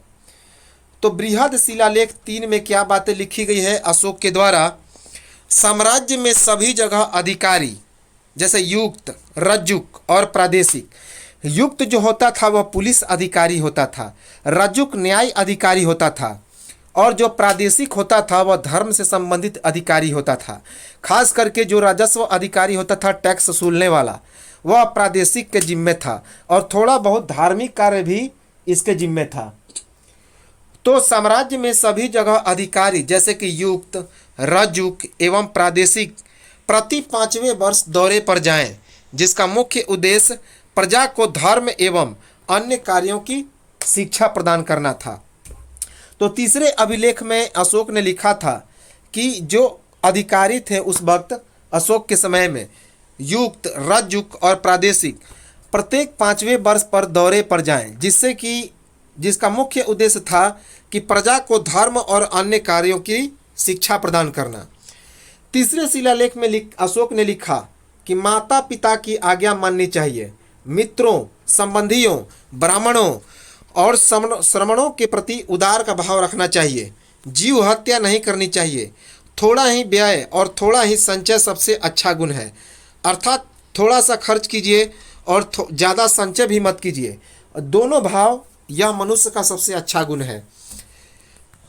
तो माता पिता की आज्ञा माने, मित्रों, संबंधियों, ब्राह्मणों और श्रमणों के प्रति उदार का भाव रखें, जीव हत्या न करें, थोड़ा सा ही व्यय करें और थोड़ा ही संचय करें, यही सबसे अच्छा गुण है। यह सब बात लिखा गया बृहद शिलालेख तीसरे में। अब है बृहद शिलालेख चौथा। तो बृहद शिलालेख 4 में क्या लिखा गया है? धम्म नीति से संबंधित अत्यंत महत्वपूर्ण विचार। तो बहुत इंपॉर्टेंट है, एग्जाम में यहाँ से प्रश्न बन चुका है कि धम्म नीति से संबंधित जो सबसे महत्वपूर्ण विचार है किसका? अशोक का। कौन विचार था? कि भेरी घोष का त्याग और धम्म घोष को अपनाना। तो भेरी घोष का त्याग और उसके बाद धम्म घोष को अपनाना, अर्थात भेरी घोष अपनी विजय को त्याग कीजिए और धर्म की विजय को अपनाइए। यही बात लिखा गया है बृहद शिलालेख चौथा में अशोक के द्वारा। प्रियदर्शी राजा के धर्मानुशासन से प्राणियों की अहिंसा, जीवों की रक्षा, बंधुओं का आदर, ब्राह्मण और श्रमणों का आदर, माता पिता की सेवा, बूढ़ों की सेवा। तो प्रियदर्शी राजा के धर्मानुशासन से प्राणियों को अहिंसा, जीवों की रक्षा, अर्थात प्रियदर्शी किसके लिए वर्णित है? तो अशोक के लिए। हमने बताया था कि अभिलेखों में अशोक को प्रियदर्शी, प्राकृत भाषा में प्रियदर्शी।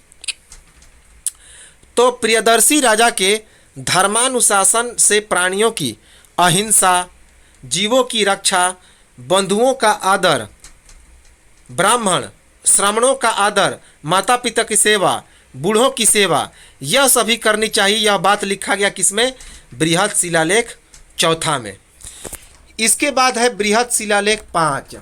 तो बहुत इंपॉर्टेंट है बृहद शिलालेख 5। धर्म महामात्रों की नियुक्ति से संबंधित इसमें दिशा निर्देश बताए गए हैं। धर्म महामात्र एक पद होता था, तो धर्म महामात्रों की नियुक्ति से संबंधित दिशा निर्देश बताए गए हैं बृहद शिलालेख 5 में। इस शिलालेख का निर्माण अशोक के राज्याभिषेक के 14वें वर्ष में किया गया। तो बृहद शिलालेख का निर्माण कब किया गया? अशोक के राज्याभिषेक के 14वें वर्ष में। इसमें समाज और वर्ण व्यवस्था का भी उल्लेख किया गया है। तो बृहद शिलालेख 5 में समाज और वर्ण व्यवस्था का भी उल्लेख किया गया। बृहद शिलालेख 6 में आत्मनियंत्रण संबंधी शिक्षा के बारे में बताया गया। आत्मनियंत्रण संबंधी शिक्षा अर्थात 24x7 अर्थात मनुष्य को 24 आवर क्या होना चाहिए, तो एक्टिव होना चाहिए। आत्मनियंत्रण संबंधी शिक्षा। बृहद शिलालेख 7 में क्या लिखा गया है, इंपॉर्टेंट है, बहुत इंपॉर्टेंट है। सबसे पहला इंपॉर्टेंट है कि यहाँ पूछ लिया जाता है कि सबसे लंबा अभिलेख कौन है, तो यही बृहद शिलालेख 7। तो अशोक के द्वारा जो लिखा गया जो 7वां शिलालेख है, यही सबसे लंबा अभिलेख है। इसमें सभी संप्रदायों के बीच सहिष्णुता का आह्वान किया गया। तो सभी संप्रदायों के बीच सहिष्णुता का आह्वान किया गया कि सभी संप्रदाय सहिष्णु रहें, यही बात लिखा गया बृहद शिलालेख 7वां में। इसके बाद तीर्थ यात्रा की शिक्षा, सेवा धर्म सम्मान, यह बात भी लिखा गया बृहद शिलालेख 7वां में। तो तीर्थ यात्रा की शिक्षा, सेवा धर्म सम्मान की, इसमें तीर्थ यात्रा के बारे में भी बताया गया है कि समय समय पर जो धर्म की तीर्थ यात्रा है उसकी भी शिक्षा प्राप्त करनी चाहिए, तीर्थ यात्रा भी करनी चाहिए। और सेवा धर्म जो होना चाहिए वह सम्मानित होना चाहिए, अर्थात सेवा की भावना लोगों में होनी चाहिए। इसमें लिखा गया है 7वां अभिलेख में कि अशोक कामना करते हैं कि सब संप्रदायों के लोग सब जगह निवास कर सके, क्योंकि सभी संयम और चित्त की शुद्धि चाहते हैं।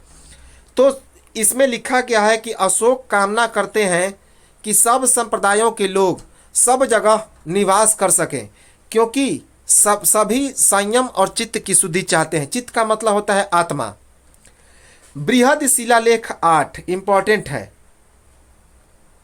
बृहद शिलालेख 8 में भी तीर्थयात्रा की शिक्षा दी गई है, अर्थात तीर्थयात्रा जो बृहद शिलालेख 7 है और बृहद शिलालेख 8 है, दोनों में एक ही बात लिखी गई है तीर्थयात्रा के बारे में। तो बृहद शिलालेख 8 में भी तीर्थयात्रा की शिक्षा के बारे में बताया गया। इसमें विहार के स्थान पर धम्म यात्रा के बारे में, आयोजन के बारे में बताया गया। अर्थात विहार का मतलब क्या होता है, मठ, जहाँ पे बौद्ध लोग क्या होते हैं, तो इकट्ठा होते हैं। तो इसमें विहार यात्रा के स्थान पर धम्म यात्रा के बारे में, आयोजन के बारे में बताया गया। अर्थात धर्म की यात्रा सबसे उचित यात्रा है, यह बात बताया गया बृहद शिलालेख 8 में। अभिषेक के 10 वर्ष के बाद बोध गया के बोधि वृक्ष की यात्रा। तो इस बृहद शिलालेख 8 में बताया गया कि अशोक का सबसे पहला जो यात्रा था, तीर्थ यात्रा, कौन सा था, तो वह बोध गया की यात्रा था, जो उसने अपने जो राजाभिषेक था उसके 10वें वर्ष में पूरा किया, जो कि इसकी पहली तीर्थ यात्रा थी। अभिषेक के 10वें वर्ष के बाद बोध गया के बोधि वृक्ष की यात्रा अशोक की पहली यात्रा थी, और इसमें यह बात अशोक ने बृहद शिलालेख 8 में लिखा। इसके बाद है बृहद शिलालेख 9। तो बृहद शिलालेख 9 में मंगलाचार की निरर्थकता पर बल दिया गया। मंगलाचार की निरर्थकता पर बल दिया गया। धम्म मंगल करने पर बल दिया गया। धम्म मंगल पर अर्थात निरर्थक को हटाकर धम्म मंगल करने पर बल दिया गया। इसमें लिखा गया है कि दान देना अच्छा है, लेकिन धम्म दान के समान कोई दूसरा दान नहीं है। अर्थात शिलालेख 9 में दान के बारे में चर्चा है, लेकिन किस दान के बारे में, तो धम्म दान के बारे में। अर्थात दान देना अच्छा गुण है, लेकिन जो धम्म का दान है इससे अच्छा दान दूसरा कोई नहीं। इसमें शिष्टाचार एवं सच्ची भेंट का भी उल्लेख किया गया। तो अशोक ने बृहद शिलालेख 9 में शिष्टाचार और सच्ची भेंट का भी उल्लेख किया। इसके बाद है बृहद शिलालेख 10। बृहद शिलालेख 10 में यश और ख्याति पर ज़्यादा बल न देते हुए धम्म नीति की श्रेष्ठता पर बल देने पर अशोक ने जोर दिया। तो बृहद शिलालेख 10 में अशोक ने यश और ख्याति पर ज़्यादा बल न देते हुए धम्म नीति की श्रेष्ठता पर बल दिया है। अशोक का यह आदेश है कि राजा तथा उच्च राज्य अधिकारी हमेशा प्रजा की हित के बारे में सोचें। तो अशोक ने अपने शिलालेख 10 में क्या आदेश दिया? इसमें आदेश दिया है कि राजा और उच्च राज्य अधिकारी हमेशा राजा की हित के बारे में सोचें, अर्थात राजा की भलाई के बारे में। बृहद शिलालेख 11 में क्या लिखा गया है कि धम्म नीति की व्याख्या एवं विशेषता पर बल दिया गया। इंपॉर्टेंट है, यह भी एग्जाम में पूछा गया है कि धम्म नीति की व्याख्या और विशेषता पर बल किस शिलालेख में दिया है अशोक ने? तो बृहद शिलालेख 11 में। इसमें दासों और सेवकों के प्रति अच्छा व्यवहार, माता पिता का सम्मान, मित्रों, परिचितों, संबंधियों, ब्राह्मणों के प्रति उदारता और प्राणियों के प्रति अहिंसा के बारे में भी अशोक ने बताया है। इसमें अशोक ने कहा है कि दासों और सेवकों के प्रति अच्छा व्यवहार करें, माता पिता का सम्मान करें, मित्रों, परिचितों, संबंधियों, ब्राह्मणों के प्रति और प्राणियों के प्रति अहिंसा का भाव रखें, ब्राह्मणों के प्रति उदारता का भाव रखें। अब है बृहद शिलालेख 12। यह भी इंपॉर्टेंट है। क्यों इंपॉर्टेंट है? इसमें धम्म के सार का वर्णन है। तो इसमें बृहद शिलालेख 12 में धम्म के सार वृद्धि पर जोर और मनुष्य के द्वारा अपने धर्म के प्रति आदर का भाव और अकारण ही धर्म की निंदा नहीं करनी चाहिए, यह बात बताया गया। तो अशोक ने बृहद शिलालेख 12 में क्या बताया कि धर्म की सार की वृद्धि पर जोर डालनी चाहिए और मनुष्य के द्वारा अपने धर्म के प्रति आदर का भाव रखना चाहिए और बिना कारण धर्म की निंदा नहीं करनी चाहिए। धर्म महामात्रों के साथ स्त्री अध्यक्षों और ब्रजभूमिकों नामक अधिकारियों का भी उल्लेख किया है। तो बृहद शिलालेख 12 में धर्म महामात्रों के साथ साथ स्त्री अध्यक्षों और ब्रजभूमिकों नामक अधिकारियों का भी उल्लेख किया है। अर्थात स्त्री का उल्लेख किया किसमें किया गया है? तो महिलाओं का उल्लेख किया है बृहद शिलालेख 12 में। साथ ही साथ ब्रजभूमिकों नामक अधिकारियों का भी उल्लेख है। इसके बाद मनुष्य के द्वारा हर प्रकार के विचारों का भी सम्मान करना चाहिए, यह बात लिखा गया बृहद शिलालेख 12 में। तो बृहद शिलालेख 12 में यह भी लिखा गया कि मनुष्य के द्वारा हर प्रकार के विचारों का सम्मान करना चाहिए। इंपॉर्टेंट है। तो जो बृहद शिलालेख 13 है बहुत इंपॉर्टेंट है। इसमें क्या क्या बात लिखा गया है? तो बृहद शिलालेख 13 में सबसे इंपॉर्टेंट पूछा जाता है कि कलिंग युद्ध के विजय का वर्णन है। तो सम्राट अशोक के कलिंग युद्ध के विजय का वर्णन है, जो कि अशोक ने अपने राज्याभिषेक के 8वें वर्ष बाद अर्थात 261 ईसा पूर्व में विजय प्राप्त किया था। इसमें 1.5 लाख लोग निर्वासित हुए थे, अर्थात घायल हुए थे, अपने घरों को त्याग दिए और 1 लाख लोग मारे गए थे। तो कलिंग युद्ध के विजय का वर्णन किसमें है? जो कि अशोक ने अपने राज्याभिषेक के 8वें वर्ष प्राप्त किया था, वह बृहद शिलालेख 13 में। इसमें 1.5 लाख लोग निर्वासित हुए, 1 लाख लोग घायल हुए। इसमें युद्ध के स्थान पर धम्म विजय प्राप्त करने का आह्वान किया अशोक ने। तो अशोक ने बृहद शिलालेख 13 में युद्ध के जगह पर धम्म विजय प्राप्त करने का आह्वान किया, अर्थात युद्ध की जगह आप धम्म की विजय प्राप्त कीजिए। धम्म विजय देवताओं के प्रिय ने अपने राज्य में तथा सीमांत प्रदेशों में 600 योजन तक दूर प्राप्त की है, जहां यवन राजा एंटियोकस तथा 4 अन्य तुर्मय, अंतिके, मग और अतिक सुंदर तथा दक्षिण में चेर, चोल और पांड्य तथा ताम्रपर्णी है। तो सम्राट अशोक ने लिखा है कि देवताओं के प्रिय अर्थात देव नाम प्रिय अर्थात स्वयं उसने अपने बारे में लिखा है। तो देवताओं के प्रिय प्रियदर्शी ने धम्म विजय के द्वारा अपने राज्य में तथा सीमांत प्रदेशों में 600 योजन दूर तक विजय प्राप्त की, धम्म की विजय प्राप्त की, जहां पर यवन राजा एंटियोकस तथा 4 अन्य तुर्मय, अंतकीन, मग और अतिक सुंदर तथा दक्षिण में चेर, चोल, पांड्य और ताम्रपर्णी है। राजा के राज्य में यवनों और कम्बोजों, नायकों और नामपक्तियों, भोजों और पितरिकों, आंध्रों तथा पुलिंदों, इन सब में सब जगह लोग देवताओं के प्रिय के धर्म अनुशासन का पालन करते हैं। तो अशोक ने लिखा है कि राजा के राज्य में यवनों और कम्बोजों, नायकों और नाम पंक्तियों, भोजों और पितरिकों, आंध्रों और पुलिंदों में, इन सभी जगहों में सब जगह लोग देवताओं के प्रिय के धर्म अनुशासन का क्या करते हैं, तो पालन करते हैं। अर्थात जो अशोक का धर्म है उसका पालन करते हैं। इसमें बृहत्शिलालेख 13 में पड़ोसी राजाओं के संबंधों का भी उल्लेख है। तो भारत का जो अशोक है उसके साथ पड़ोसी राजाओं के संबंधों का भी उल्लेख है बृहत्शिलालेख 13 में। बृहत्शिलालेख 14 जो कि अंतिम है, इसमें क्या क्या बात लिखी गई है, तो इसमें अशोक ने लिखा है कि यह धर्मलेख देवताओं के प्रियदर्शी ने लिखवाया है। इसमें लिखा है अशोक ने कि देवताओं के प्रियदर्शी अर्थात स्वयं अशोक ने इसे लिखवाया है। और इसमें अशोक ने लिखा है कि मेरा राज्य बहुत विस्तृत है, मेरा राज्य बहुत विस्तृत है, इसलिए बहुत से लेख लिखवाए हैं और बहुत से लेख लिखवाए जाएंगे। तो अशोक ने लिखा है कि मेरा राज्य बहुत विस्तृत है, इसलिए बहुत से लेख लिखवाए हैं और बहुत से लेख लिखवाए जाएंगे। सम्राट अशोक के द्वारा जनता को धार्मिक जीवन बिताने के लिए प्रेरणा दी गई है।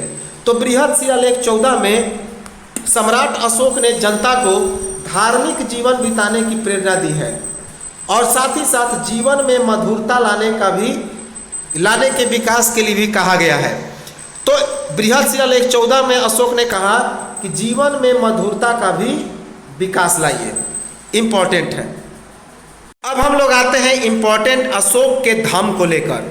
बहुत इम्पोर्टेंट है अशोक का धाम, यहाँ से भी एग्जाम में प्रश्न पूछे जाते हैं। तो देखिए चलते हैं हम लोग अशोक के धाम। धाम का मतलब होता है धर्म। अशोक की धर्म की परिभाषा राहुलोवाद सूत्र से प्राप्त होती है।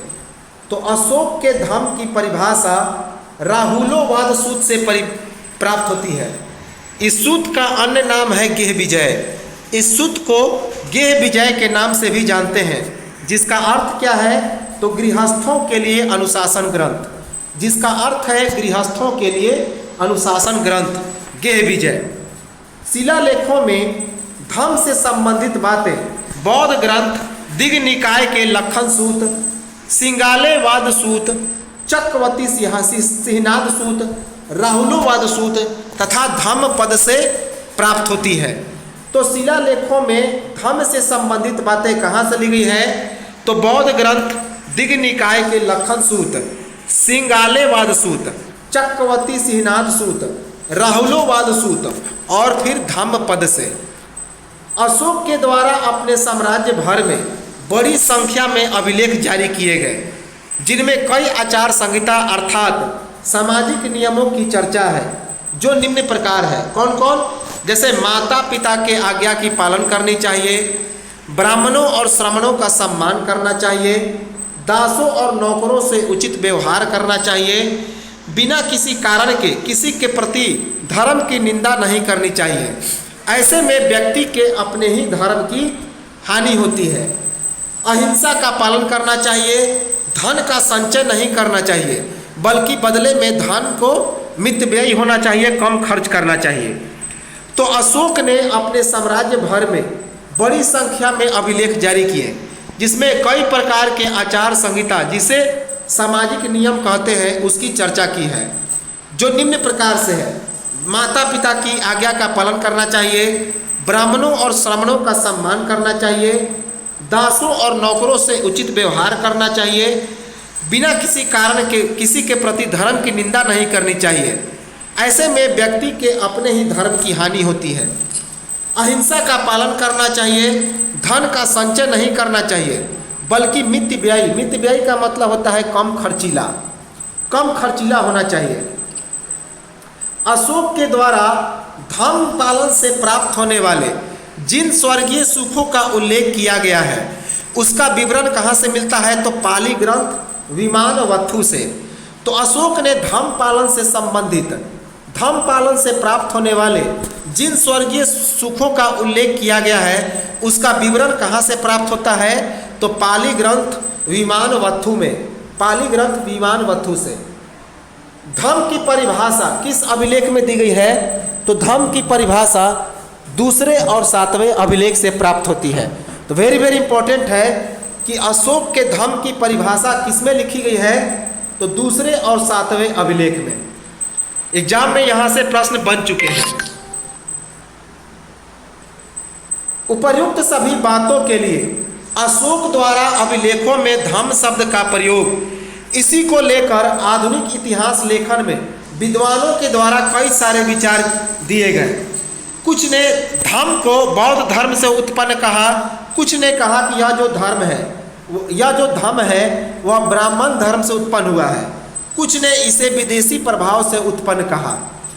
तो उपयुक्त जितनी सारी बातें हैं उसमें अशोक ने अभिलेखों में धम्म शब्द का प्रयोग किया है।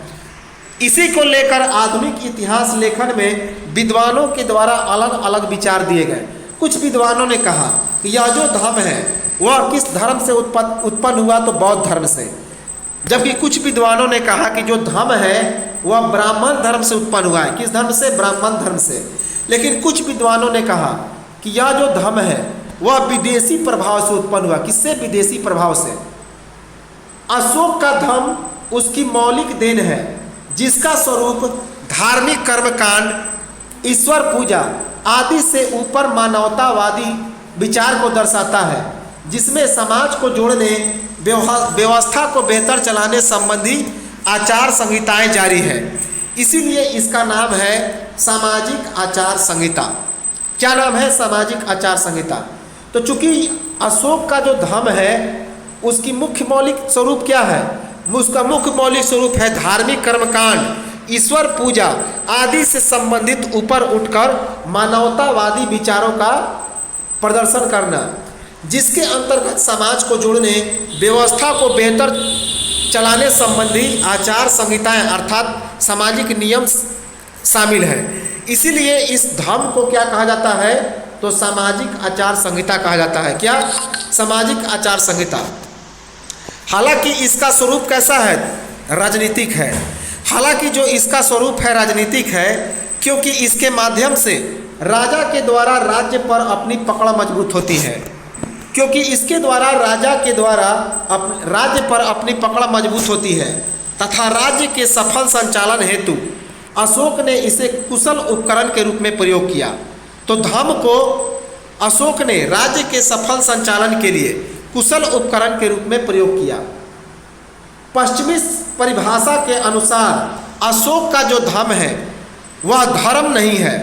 तो पश्चिमी परिभाषा में बताया गया कि अशोक का जो धम्म है उसे धर्म की संज्ञा नहीं दी जा सकती।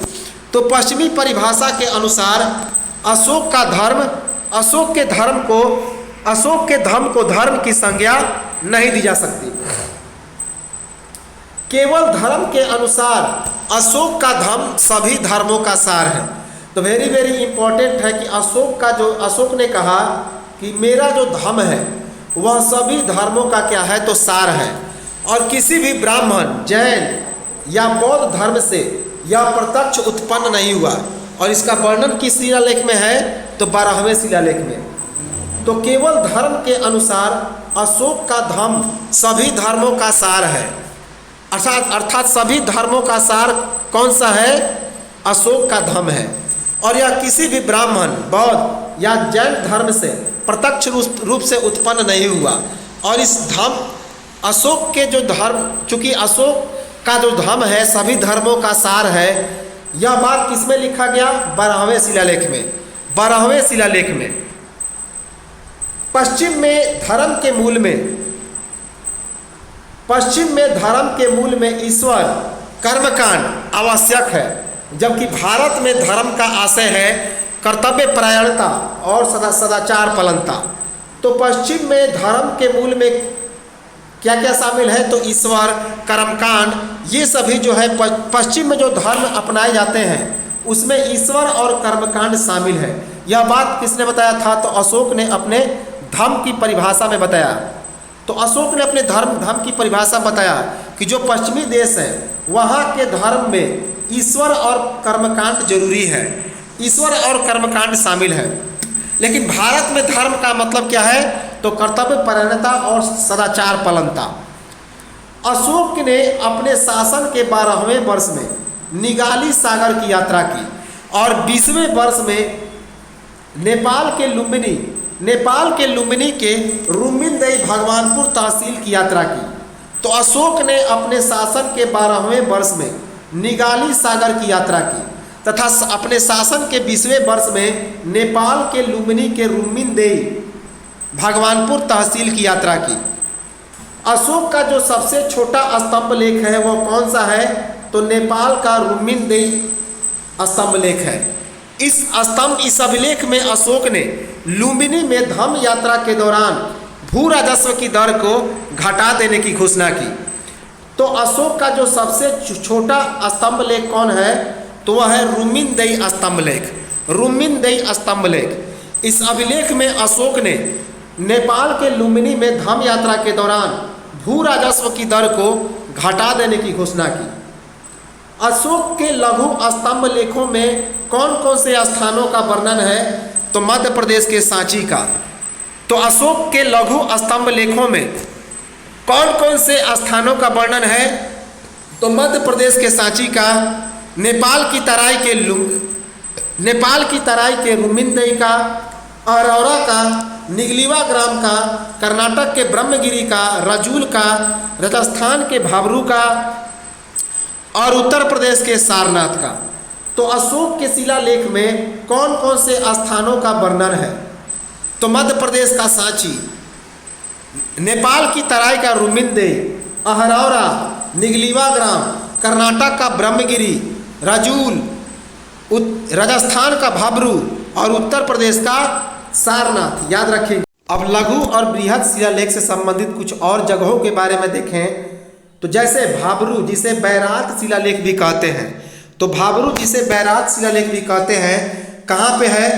यह राजस्थान के जयपुर से प्राप्त हुआ। किस लिपि में लिखा गया था? तो ब्राह्मी लिपि में। तो भाबरू का जो बैरात शिलालेख है वह कहाँ से प्राप्त हुआ? अशोक का राजस्थान के जयपुर से, जो कि ब्राह्मी लिपि में लिखा गया था। इसके बाद सासाराम का बृहद स्तंभ लेख, सासाराम का बृहद स्तंभ लेख कहाँ से प्राप्त हुआ? तो बिहार के रोहतास जिले से, बिहार के रोहतास जिले से। यह किस लिपि में लिखा गया था? तो ब्राह्मी लिपि में। येरागुड़ी का बृहद स्तंभ लेख, येरागुड़ी का बृहद स्तंभ लेख कहाँ से प्राप्त हुआ? तो मैसूर के चितिल दुर्ग से, मैसूर के चितिल दुर्ग से। किस लिपि में लिखा गया था? तो ब्राह्मी लिपि में। किसमें? ब्राह्मी लिपि में। पालीगुंड बृहद स्तंभ लेख, पालीगुंड बृहद स्तंभ लेख कहाँ से प्राप्त हुआ? तो कर्नाटक के आवी मठ से, कर्नाटक के आवी मठ से। किस लिपि में लिखा गया है? तो ब्राह्मी लिपि में, ब्राह्मी लिपि में। रूपनाथ बृहद स्तंभ लेख, रूपनाथ बृहद स्तंभ लेख कहाँ से प्राप्त हुआ है? मध्य प्रदेश के जबलपुर से, मध्य प्रदेश के जबलपुर से। यह भी ब्राह्मी लिपि में लिखा गया। किसमें? ब्राह्मी लिपि है। सोपारा बृहद स्तंभ लेख, सोपारा बृहद स्तंभ लेख यह कहाँ से प्राप्त हुआ है? तो महाराष्ट्र के थाने से। यह भी ब्राह्मी लिपि में लिखा गया है, ब्राह्मी लिपि में, ब्राह्मी लिपि में। कंधार से ग्रीक एवं अरमाइक लिपि प्राप्त हुई है, जिसे अशोक का सारे कुना अभिलेख भी कहते हैं। इन्हीं लिपियों में कंधार अर्थात कंधार से प्राप्त द्विभाषिक अभिलेख, तो कंधार या कंधार से द्विभाषी अभिलेख प्राप्त हुआ है। द्विभाषी का मतलब होता है दो भाषाओं में लिखा गया अभिलेख, जिसे इसका नाम था अशोक का सारे कुना अभिलेख। अशोक का सारे कुना अभिलेख कहाँ से प्राप्त हुआ? तो यह कंधार या कंधार से, कंधार या कंधार से सारे कुना अभिलेख। इस लिपि में कंधार या कंधार से द्विभाषाओं में अर्थात ग्रीक और अरमाइक दोनों लिपि में यह लिखा गया है। याद रखेंगे। अशोक के गुहा लेखों की गुहा का मतलब होता है गुफा, तो गुफा में भी कुछ लेख लिखवाए, गुफा में भी कुछ अभिलेख लिखवाए। किसने? अशोक ने। तो अशोक के गुहा लेखों की संख्या कितनी है?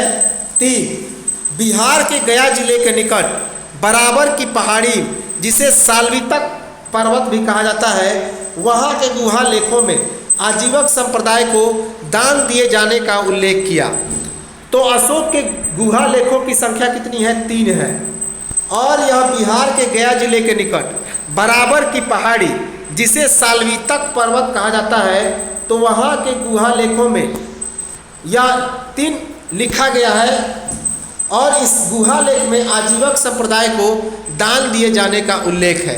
इसमें अशोक ने आजीवक संप्रदाय जो थे वे सहिष्णु थे, अर्थात सभी धर्मों का पालन करने वाले थे। तो इसमें इस गुहा लेख में जो बराबर की पहाड़ी है, इसमें आजीवक संप्रदाय को अशोक ने दान दिए जाने का उल्लेख किया है। बाद में इसी स्थान पर अशोक के पौत्र दशरथ के पुत्र नागार्जुनी ने गोपी, लोमर्षि और तक्षशिला गुहा लेख का क्या किया है? तो निर्माण किया। तो बाद में इसी स्थान पर अर्थात बराबर की पहाड़ी की गुफा में अशोक के पौत्र दशरथ के पुत्र नागार्जुनी ने गोपी, लोमर्षि और तक्षशिला गुहा लेख का भी निर्माण किया। इंपॉर्टेंट है। रुद्रदामन के जूनागढ़ अभिलेख में अशोक का नाम क्या लिखा गया है? अशोक मौर्य।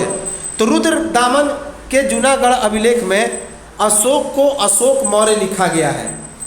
श्रीलंका के अनुराधापुर में ब्राह्मी लिपि में शिलालेखोत्कीर्ण हुआ है। तो श्रीलंका के अनुराधापुर में, तो यही एक ऐसा जगह है भारत से बाहर जहाँ पे ब्राह्मी लिपि में शिलालेख का उत्कीर्ण किया गया है। कौन है? तो श्रीलंका का अनुराधापुर। तो श्रीलंका के अनुराधापुर जो कि भारत से बाहर एक ऐसा क्षेत्र है जहाँ पे ब्राह्मी लिपि में शिलालेख को उत्कीर्ण किया है। किसने? अशोक ने। अशोक की राजकीय घोषणा का वर्णन किस स्तंभ लेख में है? तो लघु स्तंभ लेख में। तो अशोक के जो लघु स्तंभ लेख है उसमें किस चीज़ का वर्णन है? तो अशोक की राजकीय घोषणा का। अशोक की राजकीय घोषणा का। अशोक के सभी शिलालेख में किस चीज़ की घोषणा का वर्णन है? तो सभी मनुष्य मेरे बच्चे हैं। तो अशोक के शिलालेख में जितने सारे शिलालेख हैं उसमें अशोक ने एक घोषणा किया। क्या? कि सभी मनुष्य मेरे बच्चे हैं। कंधार बृहद महास्तंभ लेख में पियदस्सी एवं दीपवंश नाम अंकित है। तो कंधार का जो बृहद महास्तंभ लेख है उसमें अशोक का नाम क्या लिखा गया है? तो पियदस्सी और दीपवंश। पियदस्सी और दीपवंश लिखा गया। उड़ेगुलम महास्तंभ लेख में राजा अशोक देव नाम पिये अंकित। तो उड़ेगुलम महास्तंभ लेख में अशोक का नाम क्या लिखा गया है? तो राजा अशोक देव नाम पिये। राजा अशोक देव नाम पिये। नितूर लघु शिलालेख में राजा अशोक लिखा गया है। तो नितूर शिलालेख में अशोक का नाम राजा अशोक लिखा गया। राजस्थान के भाबरू के बैरक शिलालेख में पियदस्सी राजा मगध लिखा गया है। तो राजस्थान के भाबरू के बैरक शिलालेख में अशोक का नाम पियदस्सी राजा मगध लिखा गया है। इस लघु शिलालेख में अशोक के बौद्ध धर्म अपनाने का वर्णन है। तो इस राजस्थान के भाबरू या बैरक शिलालेख में अशोक के द्वारा बौद्ध धर्म अपनाने का वर्णन है। बराबर की गुफाओं में पियदस्सी राजा अंकित है। इसमें अशोक के द्वारा अपने सहिष्णु होने का भी वर्णन है। तो बराबर की गुफाओं में अशोक के लिए अशोक का नाम क्या रखा गया है? तो पियदस्सी राजा। पियदस्सी, इसमें अशोक ने अपने सहिष्णु होने का वर्णन किया है। 273 से 269 ईस्वी पूर्व तक अशोक के सभी भाइयों के बीच राजगद्दी को लेकर युद्ध का वर्णन किसमें है? तो महावंश, दीपवंश, दिव्यावदान, चीनी ग्रंथ फा युएन चुलील और तिब्बती ग्रंथ तारानाथ के द्वारा। तो वर्ष 273 से 269 ईस्वी पूर्व तक अशोक और उसके भाइयों के बीच राजगद्दी को लेकर जो युद्ध का वर्णन है किसमें लिखा गया? किसमें युद्ध का वर्णन है? तो महावंश में, दीपवंश में, दिव्यावदान में, चीनी ग्रंथ फा युएन चुलिन में, और तिब्बती लेखक तारानाथ के द्वारा भी। 5 शिलालेखों में अशोक के जीवित भाइयों और परिवार का उल्लेख है। तो 5 शिलालेखों में अशोक के जीवित भाइयों और परिवार का उल्लेख है। अशोक के धम्म का उद्देश्य क्या है? तो अशोक के धम्म का उद्देश्य है, धम्म है साधुता, कल्याणकारी करना। अशोक है साधुता, कल्याणकारी करना, पाप रहित होना, मृदुल, मधुरता, दया, दान आदि। तो अशोक के धम्म का उद्देश्य है, धम्म है साधुता, कल्याणकारी करना, पाप रहित होना, मृदुल, मधुरता, दया और दान आदि। धम्म जो है एक प्राकृतिक शब्द है और इसका संस्कृत शब्द अर्थ क्या है? तो धर्म। तो धम्म प्राकृत या पाली शब्द है जिसका संस्कृत में अर्थ होता है धर्म। अशोक ने नेपाल में देवपतन नामक एक शहर का भी निर्माण किया। तो अशोक ने नेपाल में देवपतन नामक एक शहर का भी निर्माण किया।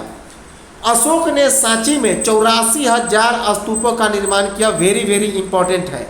तो अशोक ने मध्य प्रदेश के सांची में 84,000 स्तूपों का निर्माण किया। सारनाथ में धर्मराजिका स्तूप का निर्माण किया। उत्तर प्रदेश के बनारस के सारनाथ में, उत्तर प्रदेश के वाराणसी के सारनाथ में धर्मराजिका स्तूप का निर्माण किया। साथ ही साथ ऋषिपत्तनम में भी स्तूप का निर्माण किया। किसमें? ऋषिपत्तनम में। रुम्मिनदेई जो अभिलेख है उसमें आर्थिक विषय के बारे में लिखा गया है। तो रुम्मिनदेई अभिलेख, जो नेपाल का रुम्मिनदेई अभिलेख है, वह आर्थिक विषय पर आधारित है। इसमें बुद्ध के जन्म से लेकर मृत्यु तक का वर्णन है। तो इस रुम्मिनदेई अभिलेख को छोड़कर जितने सारे अशोक के अभिलेख हैं उनमें प्रशासनिक विषय पर चर्चा है। किस विषय पर? तो प्रशासनिक। तो नेपाल की तराई के रुम्मिनदेई अभिलेख जिसमें आर्थिक विषय पर आधारित चर्चा है, इसमें बुद्ध के जन्म से वर्णन है।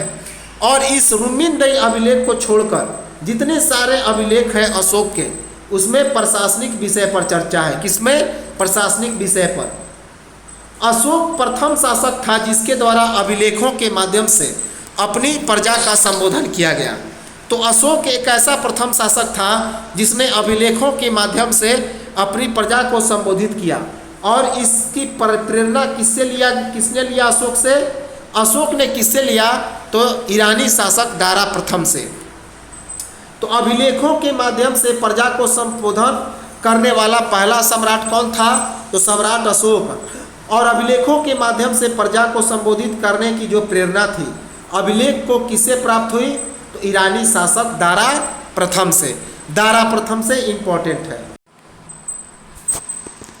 अब हम लोग देखते हैं अशोक के राजनयिक संबंध, अर्थात अशोक के किन किन देशों से राजनयिक संबंध थे।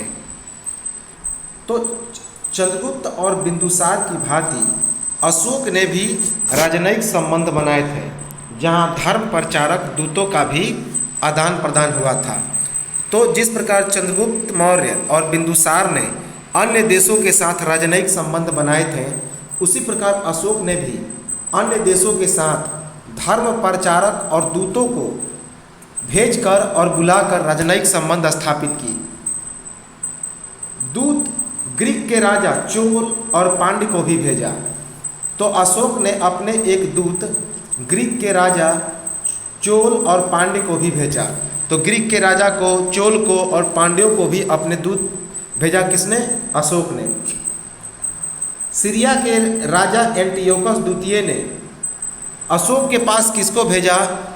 तो अंतियोक को भेजा। तो सीरिया के राजा एंटियोकस द्वितीय ने अपने एक दूत अंतियोक को भेजा था। किसके पास? अशोक के पास।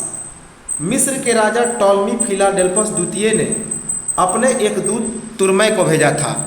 तो मिस्र के राजा टॉलमी फिलाडेल्फस द्वितीय ने अपने एक दूत तुर्मै को भेजा था। अफ्रीका के राजा सिरिन ने अपने एक दूत अशोक के पास भेजा जिसका नाम था मगस। तो अफ्रीका के राजा सिरिन ने अपना एक दूत भेजा जिसका नाम था मगस। ये सभी दूत किसके पास आए थे? अशोक के पास। यूनान अर्थात ग्रीस के क्षेत्र के एपिरस के राजा अलेक्जेंडर सिकंदर ने अतिक सुंदर को भेजा था। तो यूनान या ग्रीस के क्षेत्र के एपिरस के राजा अलेक्जेंडर सिकंदर के पास अशोक ने अपना एक दूत अतिक सुंदर को भेजा था। किसे? अतिक सुंदर। मुगली पुत्र तीस जो कि श्रीलंका के राजा थे, उससे अशोक के बहुत अच्छे संबंध थे। अशोक ने अपने बौद्ध धर्म के प्रचार के लिए मुगली पुत्र तीस के पास अपने पुत्र महेंद्र और अपनी पुत्री संघमित्रा को भेजा था। तो मुगली पुत्र तीस जो श्रीलंका का राजा था, उससे अशोक का बहुत अच्छा संबंध था। अशोक ने अपने बौद्ध धर्म के प्रचार के लिए मुगली पुत्र तीस के पास अपने पुत्र महेंद्र और पुत्री संघमित्रा को भेजा था। अशोक ने अपने बौद्ध धर्म के प्रचार के लिए अपने भाई बहन क्रमशः सोन और उत्तरा को कहाँ भेजा था? तो म्यांमार भेजा।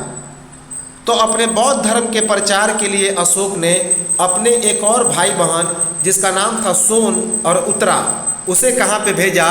तो म्यांमार अर्थात बर्मा। नेपाल में बुद्ध के स्तूप का भी निर्माण किया था अशोक ने।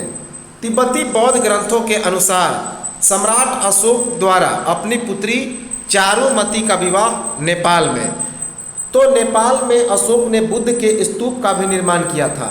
और तिब्बती बौद्ध ग्रंथों के अनुसार अशोक ने अपनी पुत्री चारुमती का विवाह कहाँ पे किया था? तो नेपाल में किया था। तो नेपाल में बुद्ध स्तूप का भी निर्माण किया था किसने? सम्राट अशोक ने। और तिब्बती बौद्ध ग्रंथों के अनुसार अशोक ने अपनी पुत्री चारुमती का विवाह नेपाल में किया था। अब हम लोग देखते हैं अशोक के महास्तंभ लेख। तो अशोक के महास्तंभ लेख कहाँ कहाँ से मिले हैं? तो अशोक के महास्तंभ लेख अर्थात पिलर एडिक्ट, अशोक के द्वारा पाषाण अर्थात पत्थरों के स्तंभों पर भी 7 लेखों का समूह उत्कीर्ण है, जिसमें से ये सभी 6 स्थानों पर पाए गए हैं और सभी ब्राह्मी लिपि में। तो अशोक के द्वारा पाषाण अर्थात पत्थर के स्तंभों पर भी 7 लेखों का समूह उत्कीर्ण कराया गया, जिसमें से ये सभी कितने स्थानों पर से पाए गए? तो 6 स्थानों पर से। और सभी किस लिपि में? तो ब्राह्मी लिपि में। और सभी के सभी ब्राह्मी लिपि में। जैसे पहला है दिल्ली टोपरा महास्तंभ लेख। दिल्ली टोपरा महास्तंभ लेख, यह दिल्ली टोपरा महास्तंभ लेख हरियाणा के अंबाला जिले के टोपरा में स्थित था। कहाँ पे स्थित था? हरियाणा के अंबाला जिले के टोपरा में। 1356 ईस्वी में फिरोज शाह तुगलक ने अपनी नवीन राजधानी कोटला फिरोज शाह, दिल्ली का नाम रखा था फिरोज शाह तुगलक ने कोटला फिरोज शाह, वहाँ पे जाकर उसे स्थापित कर दिया। और जो दिल्ली में फिरोज शाह कोटला मैदान है, उसकी भी निर्माण किसने की थी? तो यही फिरोज शाह तुगलक ने। तो हरियाणा के अंबाला जिले के टोपरा में स्थित था यह दिल्ली टोपरा महास्तंभ लेख, जिसे 1356 ईस्वी में फिरोज शाह तुगलक ने अपनी नई राजधानी कोटला फिरोज शाह अर्थात दिल्ली में स्थापित कर दिया। केवल इसी पर 7 लेख उत्कीर्ण था। तो इसी दिल्ली टोपरा महास्तंभ लेख में 7 लेख उत्कीर्ण था। बाकी जितने सारे महास्तंभ लेख हैं उनमें 6 लेख ही उत्कीर्ण था। तो दिल्ली टोपरा महास्तंभ लेख में इसी पर केवल 7 लेख उत्कीर्ण था। बाकी जितने महास्तंभ लेख हैं उनमें 6 लेख ही उत्कीर्ण था। इसके बाद है दिल्ली मेरठ महास्तंभ लेख। तो दिल्ली मेरठ महास्तंभ लेख यह कहाँ पे था? तो मूलतः उत्तर प्रदेश के मेरठ में, यह मूलतः उत्तर प्रदेश के मेरठ में स्थित था। 1360 ईस्वी में फिरोज शाह तुगलक ने अपनी नई राजधानी कोटला फिरोज शाह अर्थात दिल्ली में इसे स्थापित कर दिया। तो दिल्ली मेरठ महास्तंभ लेख को 1360 ईस्वी में फिरोज शाह तुगलक ने अपनी नवीन राजधानी कोटला फिरोज शाह अर्थात दिल्ली में स्थापित कर दिया। इसमें भी केवल 6 लेख ही उत्कीर्ण हैं। तो दिल्ली मेरठ महास्तंभ लेख में भी केवल 6 लेख ही उत्कीर्ण हैं। इसके बाद है प्रयाग महास्तंभ लेख, इंपॉर्टेंट है। तो प्रयाग महास्तंभ लेख यह मूलतः उत्तर प्रदेश के वर्तमान इलाहाबाद के कोसम अर्थात कौशाम्बी में स्थित था। तो यह मूलतः उत्तर प्रदेश के वर्तमान इलाहाबाद, जिसे प्रयाग के नाम से भी जानते थे, तो इलाहाबाद के कोसम अर्थात कौशाम्बी में स्थित था। इसे अकबर ने उठाकर इलाहाबाद किले में स्थापित कर दिया। तो इस प्रयाग महास्तंभ लेख को अकबर ने उठा करके इलाहाबाद किले में स्थापित कर दिया। इसी प्रयाग महास्तंभ लेख पर सम्राट अशोक के द्वारा कौशाम्बी के महामात्रों को दिया जाने वाला आदेश उत्कीर्ण है। तो इसी पर सम्राट अशोक के द्वारा कौशाम्बी के महामात्रों को दिया जाने वाला आदेश उत्कीर्ण है। इसी आदेश के कारण इसका नाम क्या रखा गया? संघ भेद अभिलेख। इसी आदेश के कारण इस प्रयाग महास्तंभ लेख का नाम रखा गया संघ भेद अभिलेख। इंपॉर्टेंट है। अशोक की रानी कारूबाकी, जो कि तीवर की माता थी, उसके द्वारा दान पुण्य का इसमें उल्लेख किया गया है। तो इस प्रयाग महास्तंभ लेख में अशोक की रानी कारूबाकी, जो कि तीवर की माता थी, उसके द्वारा दान पुण्य का उल्लेख किया गया है। इसी कारण इस प्रयाग महास्तंभ लेख को साम्राज्ञी का अभिलेख या रानी का अभिलेख कहा जाता है। तो इसी कारण प्रयाग महास्तंभ लेख को साम्राज्ञी का अभिलेख या रानी का अभिलेख कहा जाता है। समुद्रगुप्त के प्रयाग प्रशस्ति और जहांगीर के लेख इसी पर खुदे हुए हैं। तो समुद्रगुप्त के प्रयाग प्रशस्ति और जहांगीर के लेख इसी प्रयाग महास्तंभ लेख पर खुदे हुए हैं। दिल्ली टोपरा वाले 6 लेख इस पर उत्कीर्ण है। तो इस पर भी दिल्ली टोपरा वाले 6 लेख उत्कीर्ण है। इसके बाद है लौरिया अरेराज महास्तंभ लेख। तो लौरिया अरेराज महास्तंभ लेख कहाँ पे है? बिहार के पश्चिम चंपारण में। लौरिया अरेराज महास्तंभ लेख बिहार के पश्चिम चंपारण में है और इसमें भी दिल्ली टोपरा वाला 6 लेख उत्कीर्ण है। दिल्ली टोपरा महास्तंभ का इसमें 6 लेख उत्कीर्ण है। इसके बाद लौरिया नंदनगढ़, लौरिया नंदनगढ़ महास्तंभ लेख। तो लौरिया नंदनगढ़ महास्तंभ लेख बिहार के पश्चिम चंपारण में स्थित है। लौरिया नंदनगढ़ महास्तंभ लेख यह भी बिहार के पश्चिम चंपारण में स्थित है। इसमें भी दिल्ली टोपरा वाला 6 लेख ही उत्कीर्ण है। तो इसमें भी दिल्ली टोपरा वाला 6 लेख उत्कीर्ण है। इसमें इसका जो शीर्ष है वह कमल के आकार का है, जिसके ऊपर उत्तर की ओर मुंह किए एक शेर की मूर्ति उत्कीर्ण है। तो इसका जो शीर्ष है वह कमल के आकार का है और इसके ऊपर उत्तर की ओर में मुंह किए एक सिंह अर्थात शेर की मूर्ति बनाई गई है। इसके शीर्ष के नीचे राजहंसों और मोर की पंक्तियों को मोती चुगते हुए दर्शाया गया है। तो इस लौरिया नंदनगढ़ महास्तंभ लेख के शीर्ष के नीचे राजहंसों और मोर की पंक्तियों को मोती चुगते हुए दर्शाया गया है। इसके बाद है अंतिम रामपुरवा महास्तंभ लेख। तो रामपुरवा महास्तंभ लेख यह भी बिहार के पश्चिम चंपारण में स्थित है। कहाँ पे? बिहार के पश्चिम चंपारण में। इस पर भी दिल्ली टोपरा वाला 6 लेख उत्कीर्ण है। तो इस पर भी दिल्ली टोपरा वाला 6 लेख उत्कीर्ण है। इसकी खोज 1872 ईस्वी में कार्लाइल ने की थी। तो रामपुरवा महास्तंभ लेख की खोज किसने की थी? 1872 ईस्वी में कार्लाइल ने। इसका शीर्ष का सिंह जो है वह नष्ट हो चुका है, केवल राजहंसों और मोर की पंक्तियां सुरक्षित है। तो रामपुरवा महास्तंभ लेख का जो शीर्ष है उसका सिंह अर्थात शेर नष्ट हो चुका है और केवल राजहंसों की पंक्तियां ही सुरक्षित थे। तो ये तो थे हमारे अशोक के राजनयिक संबंध और महास्तंभ लेख। अब हम लोग देखते हैं अशोक का प्रशासनिक ढांचा।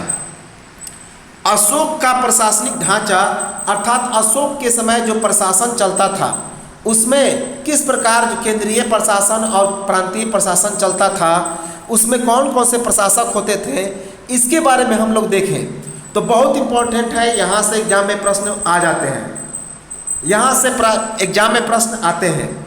तो सबसे ऊपर में होता है केंद्रीय प्रशासन। तो अशोक के प्रशासन में सबसे ऊपरी स्तर पर था केंद्रीय प्रशासन। जिसका सत्ता किसके हाथ में था, उसका प्रशासक कौन था, तो स्वयं राजा अशोक। तो उसका प्रशासक था राजा अशोक। और राजा की सहायता के लिए मंत्री परिषद और विभागाध्यक्ष की नियुक्ति होती थी। अर्थात अशोक की सहायता के लिए मंत्री परिषद और विभागाध्यक्ष होते थे। और कुल विभागाध्यक्ष की संख्या कितनी होती थी, तो 30। विभागाध्यक्ष की संख्या कितनी होती थी, तो 30।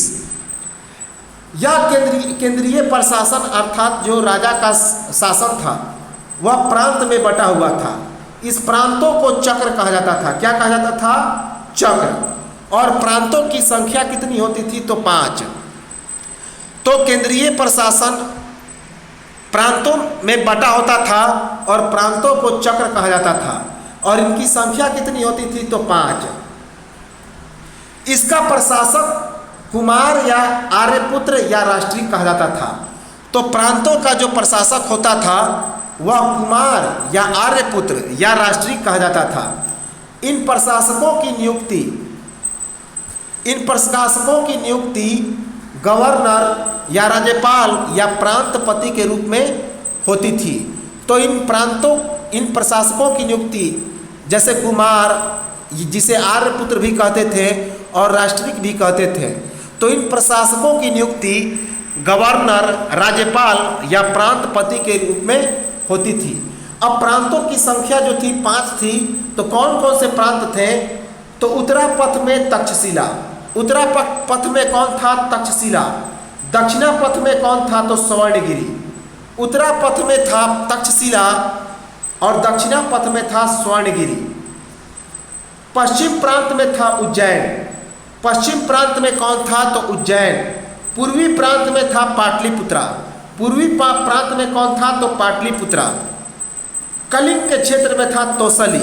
कलिंग के क्षेत्र में कौन था, तो तोसली था।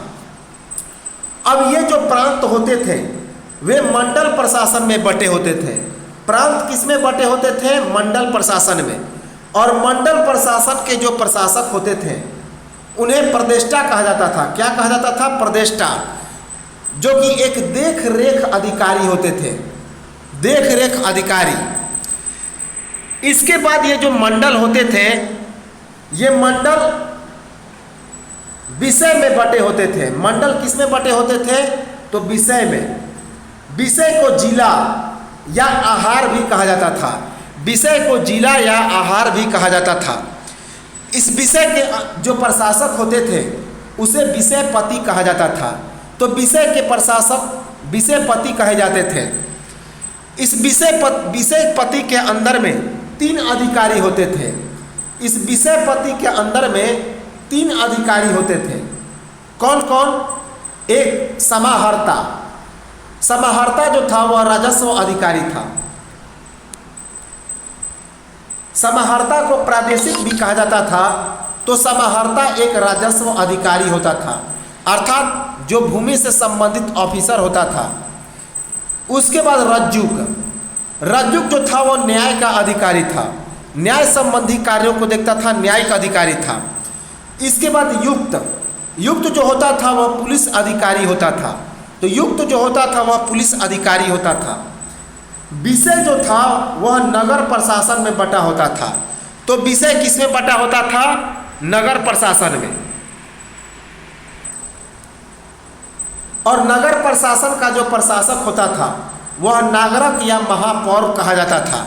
तो नगर प्रशासन में बटा होता था विषय, और उसका नगर प्रशासन का जो प्रशासक होता था वह नागरक या महापौर कहा जाता था। नगर प्रशासन ग्राम प्रशासन में बटा होता था। तो नगर प्रशासन किस में बटा होता था, ग्राम प्रशासन में। और ग्राम प्रशासन का जो प्रशासक होता था वह ग्रामीणी या मुखिया कहा जाता था। ग्राम प्रशासन का प्रशासक ग्रामीणी या मुखिया कहा जाता था। ग्राम प्रशासन स्थानीय में बटा होता था। ग्राम प्रशासन किसमें बटा होता था, स्थानीय में। और यह जो कि 800 ग्रामों का समूह था। तो स्थानीय 800 गांवों का समूह था। स्थानीय द्रोणमुख में बटा था। स्थानीय किसमें बटा था, द्रोणमुख में।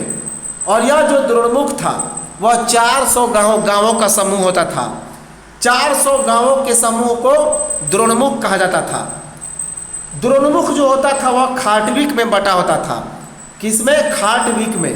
और खाटविक 200 गांवों का समूह होता था। तो खाटविक कितने गांवों का समूह होता था? 200 गांवों का समूह होता था। खाटविक संग्रहण में बटा होता था। यह संग्रहण 10 गांवों का समूह होता था। संग्रहण कितने गांवों का समूह? 10। और उसके बाद यह संग्रहण ग्राम में बटा होता था, कोई विशेष गांव में। तो संग्रहण ग्राम में बटा होता था। तो ये तो था सम्राट अशोक। सम्राट अशोक के कुछ जो हम लोग प्रशासनिक दृष्टिकोण को देखेंगे, जो छोटे से टॉपिक है, और उसके बाद मौर्योत्तर काल को देखेंगे। सम्राट अशोक के बाद जो छिटपुट शासक आएंगे उनको देखेंगे, और इसके बाद मौर्यकालीन प्रशासन, राजनीति, धर्म, शिक्षा, समाज, इन सब को देखेंगे। और यह बृहद मौर्य समाज जो क्या हो, मौर्य साम्राज्य क्या हो जाएगा? तो समाप्त हो जाएगा। तो सेशन अच्छा लगा हो तो लाइक्स करें, सब्सक्राइब कर लें और कमेंट जरूर करें, क्योंकि इस तरह की जो वीडियो है बहुत अच्छे ढंग से बनाया गया है और पूरा डिटेल में है। तो इस तरह के वीडियो ऐसा बनाया हुआ जल्दी देखने को नहीं मिलेगा।